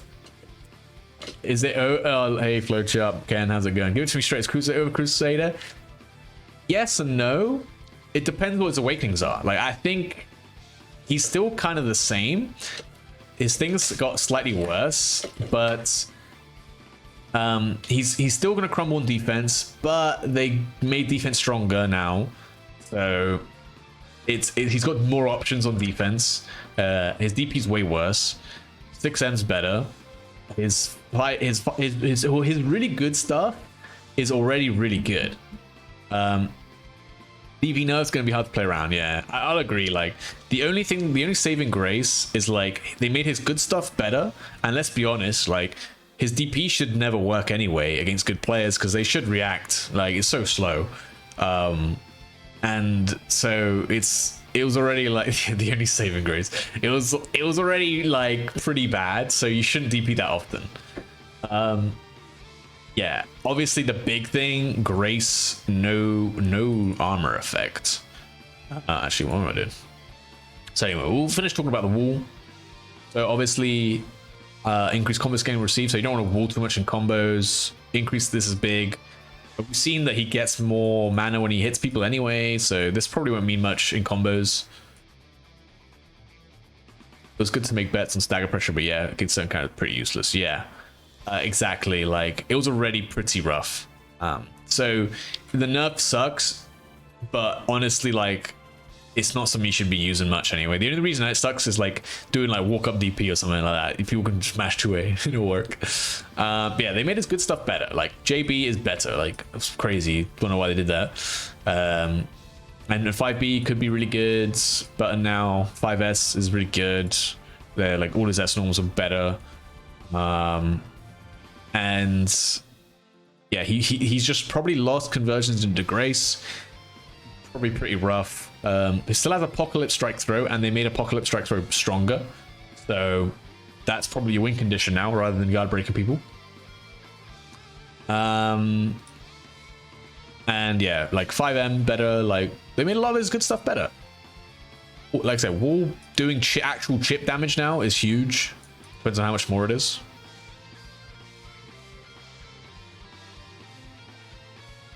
Yeah, I do love it. Like JB was already so good. I mean, they just, I don't know. They at least made it. I don't know, man. That move's funny. Like they made it have more recovery, so on whiff it's not as good, but it's still very good on hit. Yeah, the counter hit's still gonna hurt, man. When you miss your anti-air and it slaps you, hell yeah. Anyway, so the grace now, grace. So increased duration. So if I had to guess, it's 8 seconds right now. Probably goes up to 10 seconds. Increased defense. So depends how big this is, man. Right? Imagine if you just have 50% damage reduction. Now it's not nearly as risky to get hit by and opened up by. Like who knows? Like, and you probably get opened up a lot because you got no armor anymore. Reduce the cooldown for the MP recovery. Really big right now. Watch the MP recovery on this move, man. Yeah, that's literally what I said for Rocket. I was like, you can't whiff this normal, so it doesn't change anything. Like, you know. But yeah, so right now, look at the amount of time, even with the motion input. Jeez, that's like 4 seconds of no mana recovery. If they shorten this, it makes Grace way more usable just in pressure. Especially 5S, like, you know, Grace or whatever. You can't do conversion anymore, sadly, because it's... Well, we'll move on to it. So, yeah, increase the... delay the activation time of the effect, so you can't really convert it anymore. It probably happens right at the end, which also means you can't do, like, 5S counter hit, DP punishes, into conversion CV, you know, things like that. Probably won't happen. And they did increase the recovery, so... We'll see. I don't really know what this means. Don't know how usable it'll be. But if you do manage to get it down and you do open up your opponent, it seems to be really strong. They buffed the effect out of it a lot. So the Holy Shock is this effect basically, which is, you know, obviously, you know, your B normals get that lightning down. Funny enough, Javelin Spear does as well. If you guys didn't know. 5S also does it as well, you know, things like that. 2S obviously does it as well. They buff that part of it. So increase minimum damage, which is good. Increase on tech time. So yeah, cool. Makes it combo, so it doesn't scale the combos hard, and they don't untech out of it. Reduce knockback range, reduce the damage, but hey, increase minimum damage, so it'll do way more towards the end. Reduce the white life unguarded, pretty significant. It did way too much chip before, let's be real. 5S spear, you know, we know we love a bit of justice. We love a bit of justice. MS while airborne, reduce the damage scaling received for the first hit. So if you open up the combo with this, it will do more damage, which is great. Right now, it doesn't do really that much damage for being an MS star. I mean, I say it doesn't do that much damage, but like, but you see, it scales the combo pretty hard, especially for something that its only mana hit moves right there. Compared to like, if I just land 5M first, you know, like if I do 5M first and then do all these javelins, like look how much damage these javelins are doing. Like, I mean, they still scale pretty hard, but you get what I mean. Anyway, increase the mana cooldown. This is big. Like these two are really big, because it's super cheap. It's way too cheap right now. It's like 30 mana, and yeah, this is makes it so you can't just do spear, justice. You're gonna have to like think about what you're doing. Neutral might be a little bit harder now. Who knows? 4M out of Grace, which is the big hammer if you didn't know. Reduce MP costs. Cool. Reduce the attack time. Yep, sure. It's already cool. Increase combo time scaling received upon hit during combo. Alright. So a little bit more usable in combos. Scales the combo. Good finisher probably. Don't know. It's already kind of it's not that great. Apocalypse, of course, my favorite. Reduce the damage scaling received the explosion part. Big. This move scales extremely hard, so again means you'll probably get more damage out of the strike throw. Increase the untech time, so they don't flip out the lasers anymore. They don't flip out after the explosion. You'll get that hard knockdown every time, I'm sure. And importantly, the orb now immediately explodes upon receiving damage while the hitbox is activated. So while the disco ball is out and it starts shooting, if you take damage, it would immediately do the explosion, which is good and bad, by the way. Like it's good, but before it would stay and keep hitting you. Now it just knocks you back, which is generally going to be a nerf. for the most part. Reduce the white life damage inflicted when guarded. Yeah, obviously reduce guard damage. You're not getting guard broken by this shit anymore. Not that IS is in the game. It's gonna be worse on block. Still decent. It's cheaper and stuff like that with the now that Grace is cheaper and things. It'll be cool. I think Crusader will have to wait to see his awakenings. Like his awakenings could be really good. Like getting the defense buff at 50% life means you're so hard to kill. And we don't know what his gold cube is. His gold cube could be something completely bonkers, right? And right now, he's not really an awakening character. He doesn't change that much when he's an awakening. In fact, he gets a little bit nerfed, you know? But he could become one. Don't know. We'll have to wait and see. All right, Swift Master. He got a lot of changes, man. I almost don't want to talk about this guy. Basically, the best way to summarize these, though, is increase guard back, which is knockback on block. So he does have more mana now. He used to have one of the better mana regens in the game. They nerfed it. Now they're bringing it back up. Reasonable. He could become the orb user, the orb weaver now. He already used orbs a lot, but now with his reduced MP speed, he couldn't really go to that game plan anymore, but now he might be able to. Anyway, a lot more bloat. Basically, all of his normals just got more blocks done. I mean, more knockback. And slightly worse, right? Slightly less blocks done, slightly more knockback. 5B, increased recovery. This guy, you can now whiff punish 5B. God bless, man. Yeah, looks like he's not going to be very stagger pressure heavy like he is right now. It looks like he's going to have to commit to some of his S normals a little bit more. And his S normals got really good. So all of these, again, similar changes. You guys can read them. Just increase recovery, increase... No. So his B normals and A normals, some of the best in class, now not so much. And more importantly, they push you back on blocks. So, which is a good and bad thing. They put you into optimal ranges for stuff like 6S to B+, things like that. Anyway, 5S can be jump cancelled when guarded. This won't be annoying, I promise. No, it's going to be really annoying.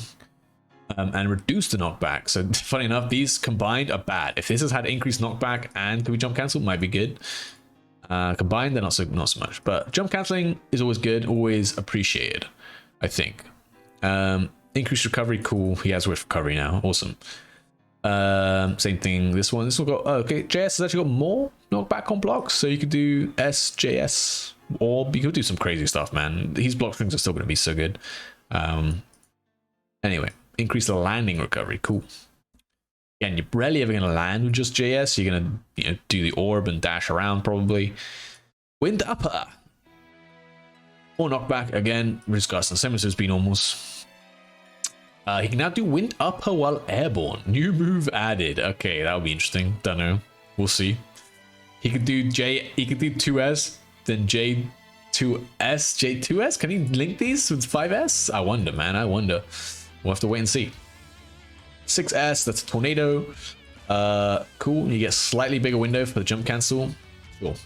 Could be cool. Increase knockback. Good and bad. Puts him out of range of his optimal range. Could put him back into its optimal range, depending on when you use it. On strike. Best move, one of the best moves in the game. Of course, tap punch. Hold out for a certain amount of time. Can be cancelled with sweeping head. So you can cancel this into 6S and 4S, which is his pull in. Really obnoxious, but Storm Strike is extremely vulnerable to IS. So this is one of the moves that I thought for in my head when I was thinking about IS. This is one of the moves that you will use it on. You will use this on this move. It's currently plus, and it looks like it's going to be more plus, which you'll be like, damn, what? Well, not quite. It has increased recovery as well as guard stun, so less likely, probably roughly the same guard. But again, these combined make it way more vulnerable to IS. I think that's what this is what this is for. Increased knockback, things like that. Probably safer, spaced up. And increased combo time scaling. So now maybe it doesn't get as many 5S loops. We'll see. We'll see. Increased scaling. Yes, thank you. Thank you, Lord. I don't have to... Like, I genuinely, wish... Whenever I run sets versus Swift Boomer or something, I just, play Hearthstone in the background, man. Every time I get opened up, I just go take my turn. I got 25 seconds, bro. I can think about my whole plan, my whole turn. BP. Okay, this is the first one we're going to see of this type. But important distinction. Can be cancelled with Wind Orb upon hit or guard while awakening effect either storm is activated. So you're like, hey, what, Lazarus, he can already do that. Yeah, he can. But he can do it hit guard and whiff. But now they're making the distinction, it's only on hit and block. So if they whiff DPs, and this is the case for all DP follow-ups, they will not be able to do the follow-ups. So it has to be on hit or block. Huge change, honestly. For these DP follow-up characters, way more counterplay to these moves now. Way more. So good. Such a good change. Thank you. Sorry. Swiftmaster, literal page of changes. One of the most 2 pages of changes, like hotly contested character, like oh my god, like top of the range, top tier, getting buffs all around, and nerfs. Enchantress, lowest of the low, worst character in the game, probably. 4 changes, guys. One of them's a nerf, man. One of them's a fucking nerf, by the way. And it's a pretty significant nerf, I'll tell you that. I think this one is interesting. 5S. Weird, anyway. 5AA can be jump cancelled, reduce the... This will be annoying. So this is why this had to happen. So imagine she does 5AA, right? Let me. I can't do it myself, so I won't be able to show you guys, but... Enchantress changes, yes sir. I can't do it myself, but basically Showtime is her stance. And she can toggle it on and off, and she can do it out of moves in the air. She can like cancel it to get instant overheads. Basically that's what that is.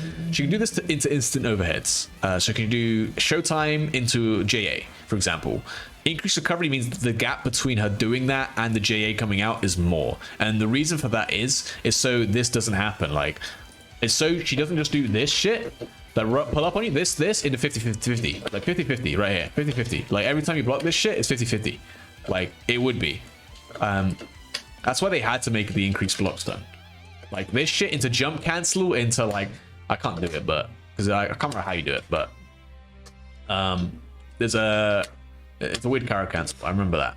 But anyway, you do this into like, you know, the stance shit and instant overhead people.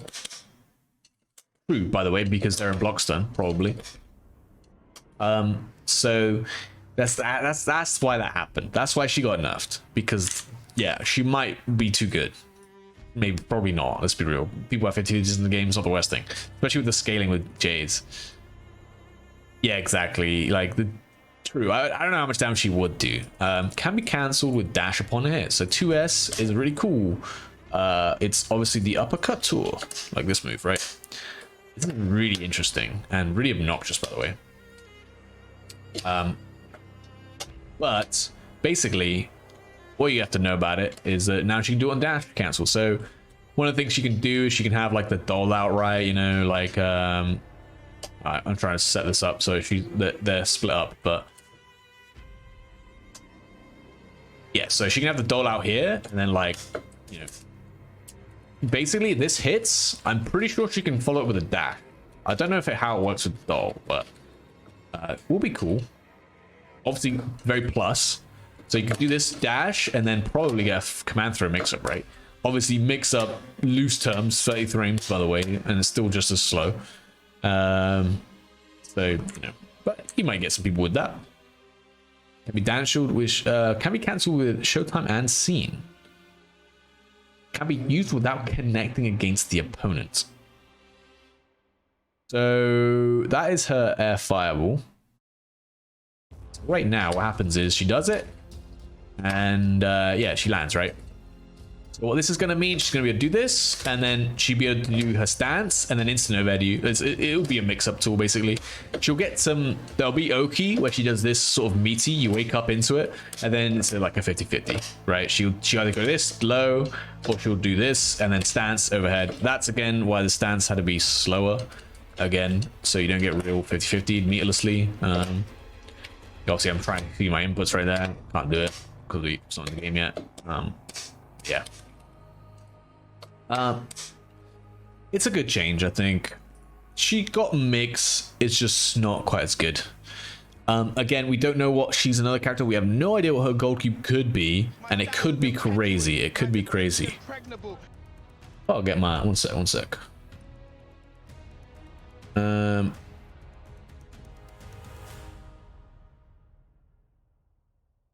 Sec. I realize I don't have my freaking alert on my main page.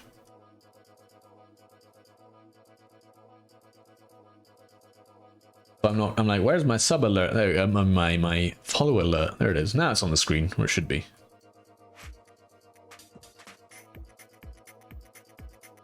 Okay.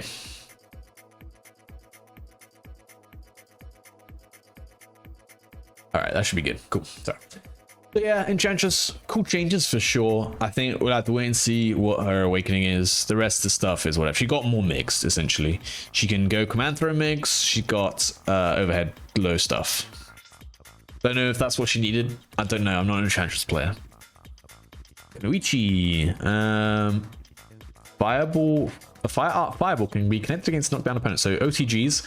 Very strange move to OTG, by the way. It's the flamethrower. Don't know. I guess. Down the straight. What do you mean down the straight of lie? Can it already connect against knockdown opponents or something? More follow-up option available. Yeah, this is really cool. Oh, I see what you mean. Yeah. Hey, it says it up here, bro. It says it here, bro. It must be true. Must be true. Anyway, so more knockback. I think this is smart. So on a lot of these stagger moves that can be throw cancelled now, you probably want enough knockback so that she can't do, you know, 5A, stagger 5A into throw, like throw cancelled. Reduced guard stun, so it's more minus now. Strange, but again, this is probably a positive. She might be able to do 2A immediate throw cancel and it hit. Don't know. Don't know how throw protection is going to save you there. Probably won't. Probably will, even. Yeah, hilarious. They did nerf that one. It's already my son. Yeah. Which makes me wonder, it must be for a reason. They really saw 2A and were like, gone, evaporate that move. I think it's because of the throw. I want to say it's the throw cancel stuff. I'm sure, Demio, they wouldn't do that to you. 5B, reduce the guard stun again, more minus, increase guard stun, crouch B, okay, and knockback, okay. 5S, reduce recovery, cool. So more plus as well, or less, minus, however you want to say. I should get the frame data up for this actually. Don't know Kunoichi's frame data that well. Okay, yeah, 2A -9, but it's chainable, right? It's chainable. Not quite fun. Okay, so 2B is currently -8, so probably safe at least. That's what you get. You get save 2B to Demio. You're welcome. 5S, that's the thing. Yeah, -10. Probably this will. Yeah, making that reduce the recovery will probably be really good stagger wise. It's already pretty decent. Wait, never mind. Yeah, never mind. It reduces recovery, but it's also less. So these probably cancel each other out. I want to say this is to make it less vulnerable to IS. When I see these kind of things together, is to make it so you can't just IS the second hit and then be super plus. This is like, so it's still -10, but at least, I don't know, bro. I'm just saying shit. I don't know what they were cooking, man. Sure. More knockback. Increase on tech time. Sure, you might be able to juggle out the second hit a bit more reliably. At least you got Kunai. Kunai does no damage right now. If they doubled it, it'd still do no damage. So I don't know what they're doing with this. Unless they made it so like all 3 of the projectiles can hit and it does good damage. I have no idea. Just giving your opponent white life, bruv. I guess it'll give him more white life now. Maybe it'll do a lot of damage. Who knows? Anyway, 5S, reduce recovery, awesome. Reduce knockback high, yep. So it's already really. Isn't the tap one quite good on my? Oh, it doesn't even have the non-charged stats on block, bruv. What is this shit? I don't know. Oh, tap is -4. So yeah, it could be pretty decently safe then. Sorry, safe obviously, but it could be, who knows, you know, way better, basically. I mean, -1s compared to -4 is huge. Just recovery, so it'll be more plus and can be cancelled into all of her charge stuff can be cancelled into the log clone, which is of course her teleport, which is really, really good, by the way. So it's now invulnerable, yeah, 9 to 15 frames, so pretty decent at evading certain things. DP, so increase hit stop duration for the last part. Don't really know what this means. I assume the fireball landing is the last part for the hit part, even. Oh. Maybe making it more consistent to combo into itself. I don't really know. That's kind of interesting. Probably some sort of consistency thing. But the whole DP is different. Increase the damage, increase the white life when guarded, can make the next move while airborne, significantly reduce damage scaling, can be cancelled with Nimpo log, increase hits of... Yeah, okay. So this is a different move. Like, they took away the charge DP element of it, and like, we're like, let's give it a purpose. Like, before it was good at like optimal combo ender. Now it's still really good at optimal combo ender, but also probably a pretty good meaty tool, right? Find a way to do some meaty into DP, into charge DP, and then you get to move while airborne, so you can act out of it, probably get some high-low stuff, and you would have done a lot of guard damage as well, right? So it's this stuff could add up, man. This stuff could add up. Like, you could definitely do stuff, and obviously can also be cancelled log clone. And also being at your charge DP, there's probably some mind games you can do with this shit. Like, you know, if someone baits it, you can just hold it. Probably wouldn't work, but you never know, man. It's like, the thing I don't get is it can be cancelled with Nimpog log clone, but it's a projectile. So at what point can you cancel it? You know, and can you cancel it on whiff? Doesn't mention anything about hit or block, right? So yeah, I think it's just whiff cancelable, brothers. Same thing with 5S, right? Charge 5S. Charge 5S, like, could be whiff cancelable. I mean, I get it, they're charge moves, so I think it's fine to make them whiff cancelable. But yeah, it could be cool. All of these are projectiles, so it doesn't really make sense that it has to be on hit or block, you know? So yeah, the tornado's the same, reduce the minimum damage. Good. This thing did way too much damage. And it's combo scaling upon the last hit. Wait. Oh, okay, so if this... I don't really know what that means. I assume if it's the last hit of tornado hits, it will increase the scaling. Cool. Again, this move does way too much damage. So hopefully they turned down a lot of these moves, so it's not just Kunoichi that got nerfed here. 4S Froggy, yeah, he got mega nerfed, man. The freaking Horan Zone, Froggy, Froggo, the Toad. Boost hit stop duration on the Toad. The opponent no longer staggers upon hit on the ground. Yep. Increase the recovery, combo start, increase. Yep. Increase the cooldown. All right, all these just nerfs, right? Like, basically, this thing was really OP, so I'm glad. Still going to be decent as a combo tool, but honestly, I doubt we'll see it very much anymore.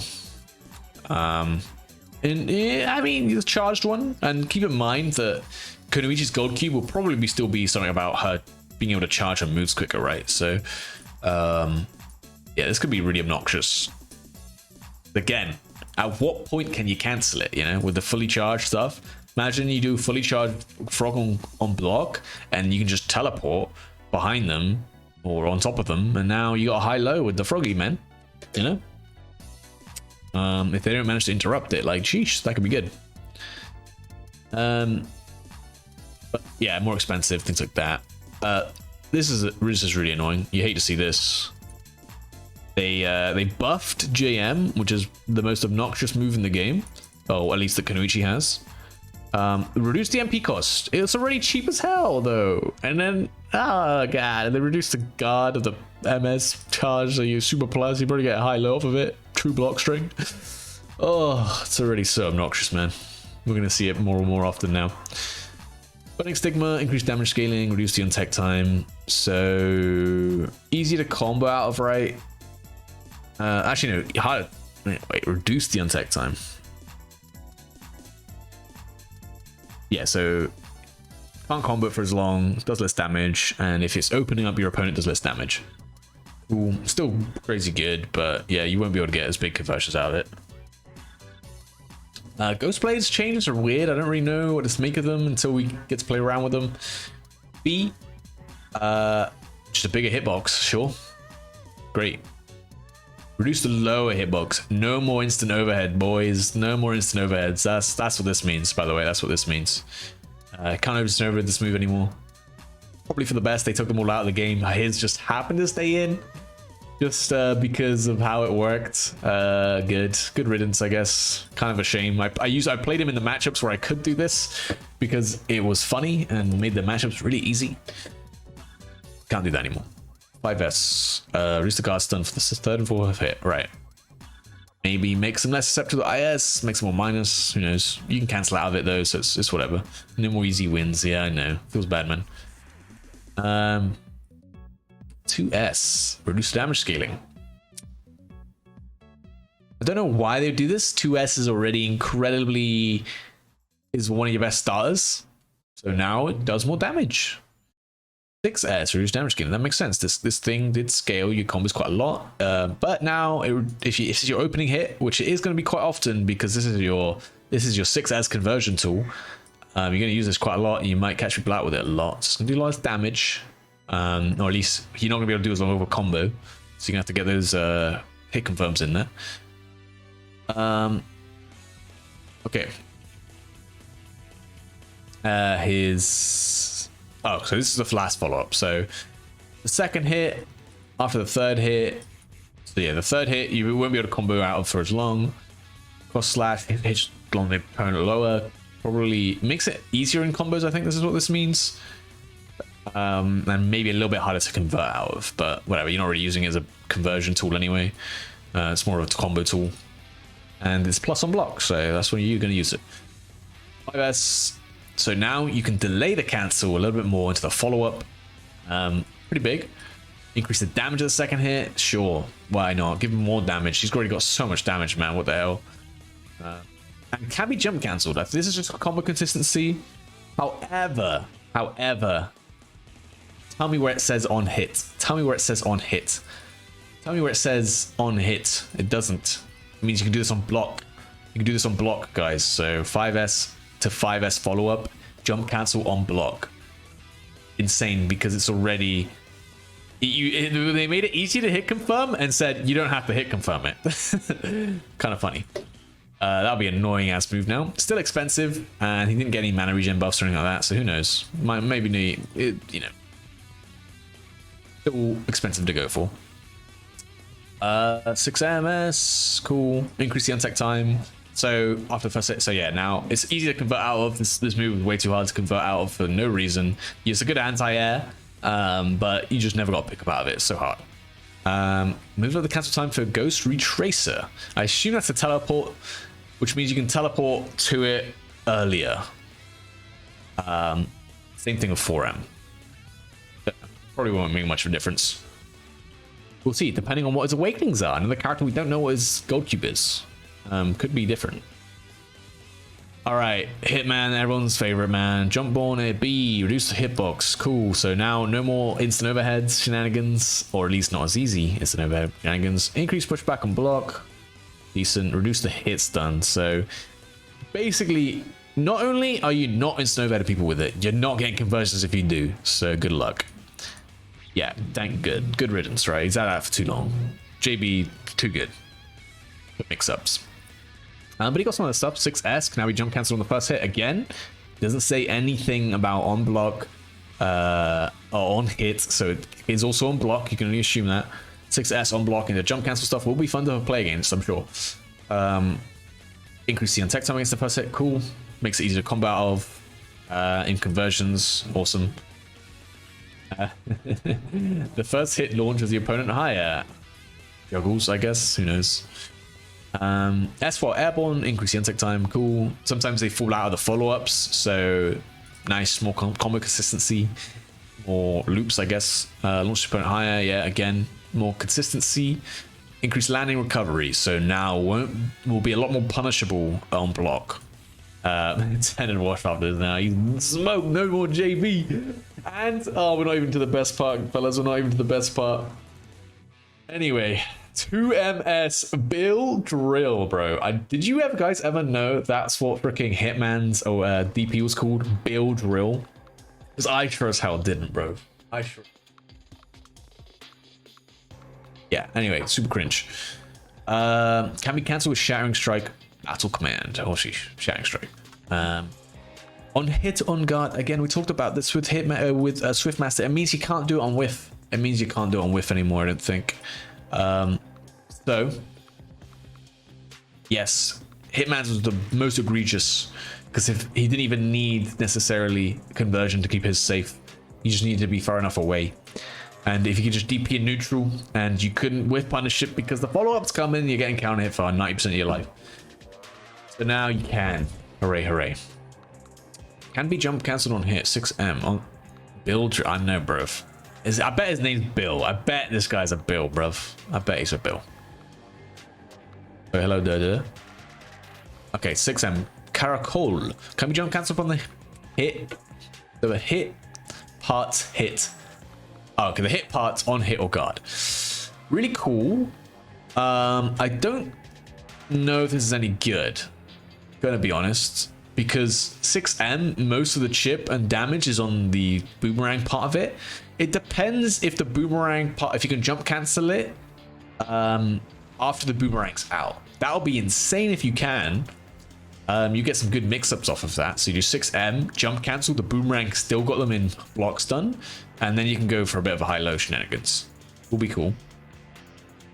Other than that, don't know. Reduce the gas in the last hit, launch the opponent higher, sure. Even better in combos. More importantly, actually, this means it's probably not plus anymore. But also it might mean it's not vulnerable to IS. Who knows? Okay, MP increased combo scaling. Yeah. So cool. Less damage. Troubleshooter, B, increase hit stun, cool, probably easy to hit confirm, jump cancelable as well. These combined will probably make for something saucy, I'm sure. Something Chaco will cook up. It's 5S, jump cancelled. Again, probably more combos, less for pressure. I don't think any of these normals will have enough block stun to stop someone like airing you or, you know, doing a DP. But the problem with is Troubleshooter has a great way of baiting DPs in the air and using 5M. So him being able to jump cancel stuff is very good. So these are actually good buffs. He'll be jumping around a lot. And obviously he can jump back grenades, you know, things like that. Very fun stuff to play around with. G-Bomb, yeah, 6S. So increased hit stop duration, easier pickups, combo start, will do less damage on hit though. Great, cool. Less damage. He definitely needs to do less damage. 5M, increase MP cost, wow, okay. Why? His move never got seen, but this is why. Also big in combos, so it is normally how he ends his combos and does a lot of combos. So increasing it even by 10, that's an extra 30 mana in a combo if he does 3 of them. Okay, so can be cancelled on with dash upon hit. Cool. So the follow-ups cost less. Great. Cool. Again, this is what you use in combos, but at least in pressure you're going to be using this, and now you can use the follow-ups a bit more in combos because you can dash cancel them. The third hit can be dash cancelled, nothing upon hit. So even on block, if you don't interrupt the string, which you can frame trap, you can delay them. If you don't interrupt it, or if you don't DP, if you don't roll, you can dash cancel on this third hit, get pressure going, right? Reduce the damage scaling, so it's going to hurt when it hits you, unless it's the starter, and then it won't hurt. And then makes it cheaper again to cancel out the initial cost, I guess. DP, same thing. Can only be done on hit or guard. No war whiff into freaking get on fire, you know? 6M, reduce MP costs, cool, cheaper, whatever. Again, probably to offset this kind of the big MP increase on the 5M. Oppression, huge nerf, increase MP costs. This move's annoying as hell. Again, huge nerf, and combo start upon being hit, huge. This used to be your TOD move. You got hit by this from half screen, you died. So not anymore. And JMS, increase MP costs again, nice, and increase cooldown. Great. Rusi on tech time against the second hit. Less JM loops, and will scale the hit. If you land that last hit, it'll scale the combo a lot. So probably not gonna be useful in combos anymore. It's still gonna be great at baiting DPs. Dragon Knight. All right. Oh my god. Let me change. Oh, we're the last 2 character guys. Okay.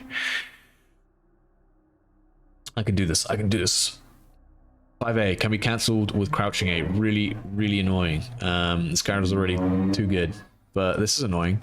588, reduce the hit back, reduce the guard back. So less knockback on hit, next reduce knockback on block.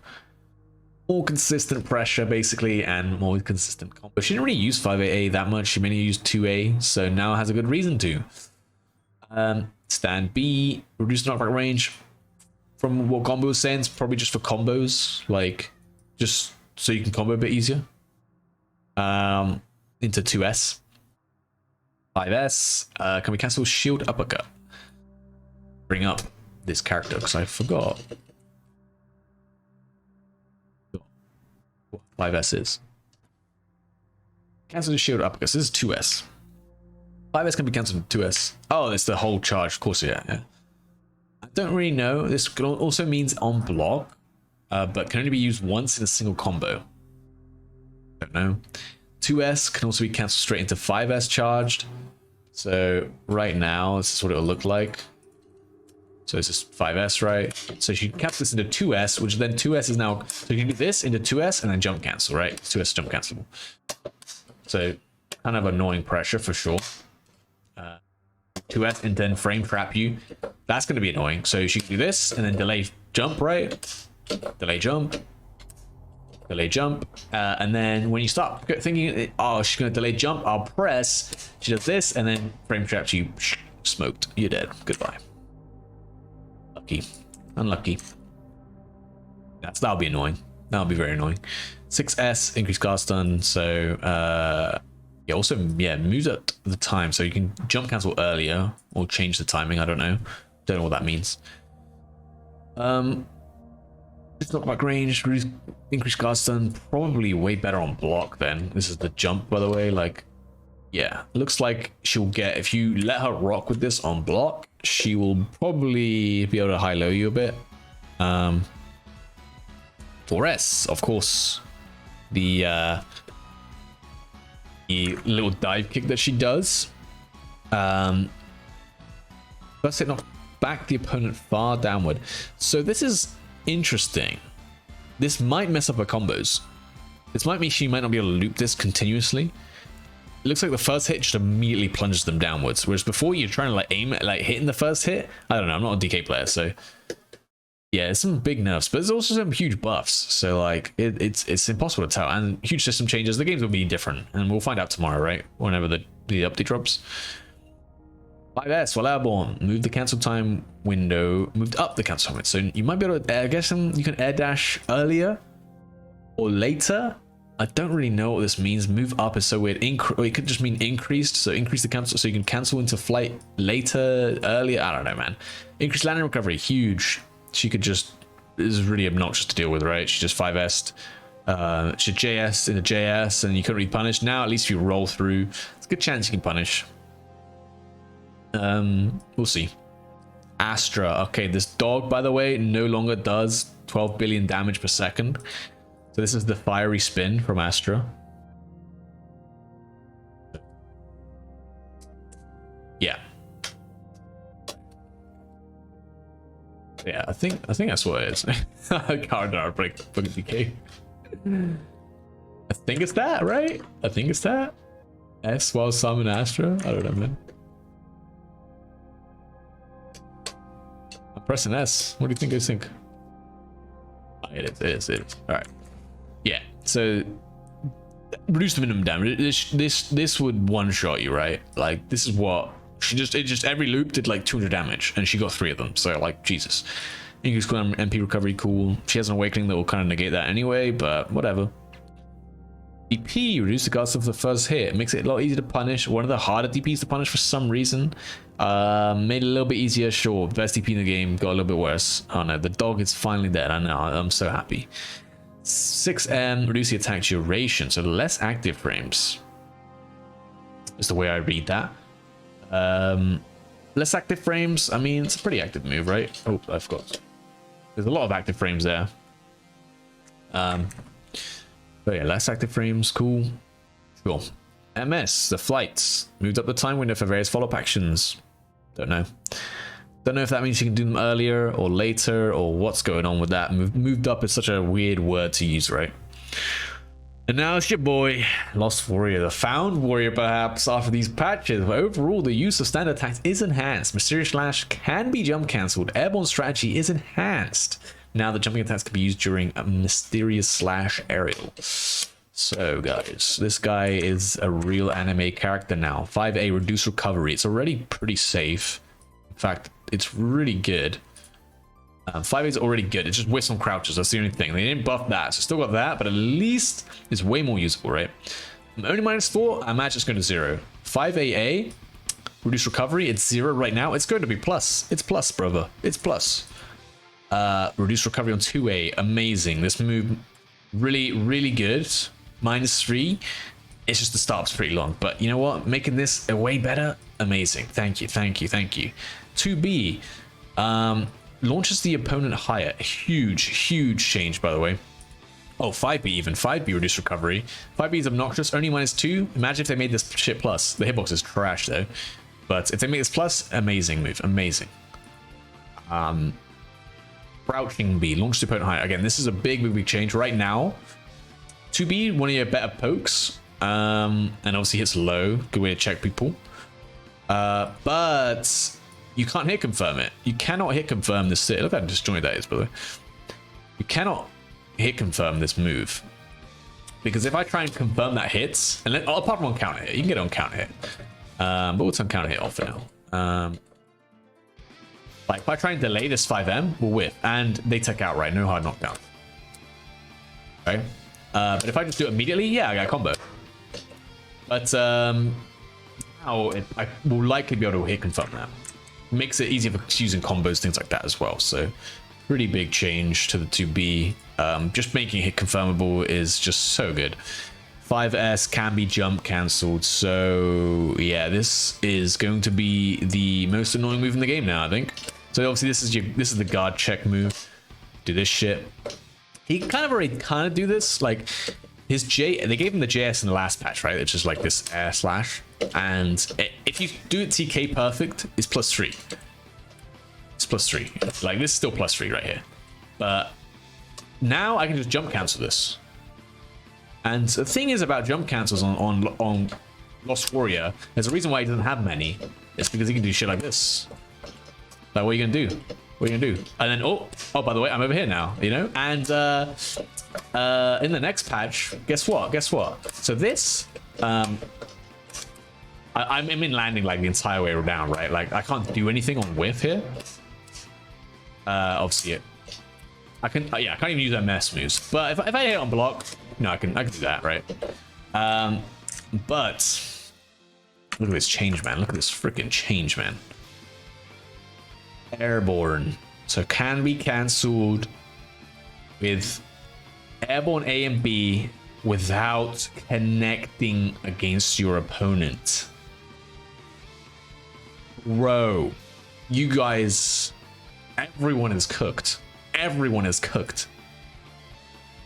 This is the Found Warrior. This is the strategy. You do this, you know, they try and do anything versus this shit, and then you just do this, and then like I guess I can do it with kind of like, well, I can kind of do it with a I can't read, but you can just dash in, you know, you got overheads, you know, you can do like boom, like but without spending conversion, of course. And then when you do have conversion, you can double overhead people by like, you know, doing like, you know, like, oh, oops, I'm back. Well, you get the idea. Yeah, huge change. He's basically got an air dash, and he's got a lot more jump cancels, so just think about that. And opponent staggers upon counter hit on the ground, increase on tech time, launch the opponent higher, increase the landing recovery, reduce the reduce the guard stun. It's no longer going to be plus. You don't need it to be plus anymore, guys, because you can just do airborne A and B's after it, man. We'll have to see how it plays, and we don't even know what his awakenings are yet. He could have some busted goalkeeper awakenings. We don't know yet. 2S while airborne, reduce the recovery. Wow. Yeah, this character's same. Like, this character's got one of the most insane neutral games ever. And if they actually made him good, and he's still got no mix, but it doesn't matter. He doesn't need it now. He's got never-ending pressure, like, oof. And throws are just stronger now anyway. So he can throw you, and it's a real thing. Like, because people can IS now for white life. So throws are like generally better. Normally you don't want to throw people because you get people free white life, but now they can do it whenever they want anyway. So what's the risk, you know? 2S. Reduce the recovery, man. It's even better. Oh god. 6S. Okay, this is the downside. Reduce the guard stun, increase recovery. So they made this move already -18, one of the worst moves in the game. Instead of just making it a normal move and like giving it an actual scaling, they were like, let's just double down, make it the worst move in the game, but keep the fact that they can TOD. I mean, it's a very niche move, but it will be good in some matchups. So you know what, whatever. You know, someone whiffs something from full screen, you can still do this, man. You can still do this, and you can still TOD people. It's a bad move, but it has a use. It's a niche use, but it's good. It's a good niche in DNF. 5MS, combo starter. As a combo starter, increase combo scaling upon it. That's very important. So if you get opened up by this, like 5M conversion, very common thing to happen to you.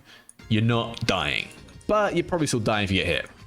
6MS, increase the time scaling received for the last hit. So yeah. Again, getting opened up or frame trapped by these moves are going to be scaled a bit, but you know, these already got good damage. And ultimately, he's his damage is not going to matter too much because he's going to get the time stop stats on you. He won't be able to TOD you as much off of random MS moves, which is pretty big. That's how we won a lot of his games. But notably, you see something in here that isn't nerfed as a combo starter. The MS, 6MS, 4MS, obviously his parry is not here, and his JMS, the best move, one of the best moves in the game, is not here. In a world where throws have gotten stronger, and you gotta respect a bit of throws a little bit more. Yeah, the best shimmy tool in the game has just gotten better. This shit has gotten better. And it's gotten better than you think it is. Because for some reason, it also says MS while airborne can make the next move while airborne upon hit. You can already do this, so I don't really know what this means. So obviously he can normally do this. I'm guessing he can cancel this. I don't know. I don't really know what that means. Oh, wait a minute. What? Now think about it. Can make the next move while airborne upon hit. I mean, you just follow up after it. No. I don't know. On hit means they're not blocking, but obviously it plays a cutscene when it hits. So what does that mean, man? Like, what? I can't attack during this. Oh, guys, I think I know what it means. I think I know what it means. And right here, you see that he's airborne right there. You see he's airborne for a second. You see he's airborne right here. You can totally JS. You can totally JS, bro. Oh my god, 100%, 100%. He's gonna be able to air dash and like convert off of this. Nah, that's gonna be hype. Yeah, 100%. I mean, I can't really do it, but it's not in the game yet, you know. It's not an early patch I have, but you kind of get what I mean, right? Right now, he can only convert off of this in Awakening, right? Because the increased blocks like hit stun. Wow, that would be good. Which means you can like combo into it early and then like JS, continue the combo. Wow, okay, this character is going to be insane. All right, well, I know who I'm playing post-patch. I don't know about you guys, but I'm going back to my Lost Warrior days, bro. I mean, I'll definitely try Crusader, depending on what his Awakenings are. Lost Warrior, I don't even care what his Awakenings are. This guy's going to be mad busted. Mad busted. Frame 1 parry still, by the way. Frame 1 parry, which is a godsend in this game. 5M not Awakening. Can you? I thought you need Awakening, right? I'll test that real quick, but frame 1 parry still a godsend. Obviously no DP, right? But like the frame 1 parry, it's a good, like, not having a DP doesn't hurt as bad anymore because you've got so many better ways to get out of situations. You don't need the DP. You don't need the DP. So yeah, that was it. So what? Not an Awakening, I can 5M. Oh my god, you're right. What the fuck? Oh wait, of course I'm an idiot. What am I thinking? I was thinking of the parry. That's what I was thinking of, I think. My bad. See if I can get hit my jump cancel anymore. Kind of. It's been a while. They made this easier, but also made it harder, I swear. Did they nerf? I don't know. Inquisitor? I don't know if they nerfed her. But she'll be different for sure. She's got more like better normals and stuff, right? Anyway, that's gonna be my little rundown. I might edit this down into a video, probably anyway. It's a pretty long video though, Jesus. Yeah, I hope you guys enjoyed. Got not much else to talk about. I mean, we got the patch tomorrow, man. How they play? Look, I'm sorry. It's been a while. I don't know. I was just thinking of the parry animation because it's very similar. And yeah, I was like, oh, of course. Why would he be able to follow up with that? But yeah, of course, I TOD people all the time with that. That was, yeah, I'm looking forward to it, man. Hopefully, it comes. It should, judging by the tweets, be out like 8 a.m. UK time. The patch. Don't hold me to that. It would make sense with what they're tweeting. And you know what? Thank you, Nexon, and I guess the developers, man, 18. Just they start communicating a bit more, man. Hopefully they keep this up. I'll be excited.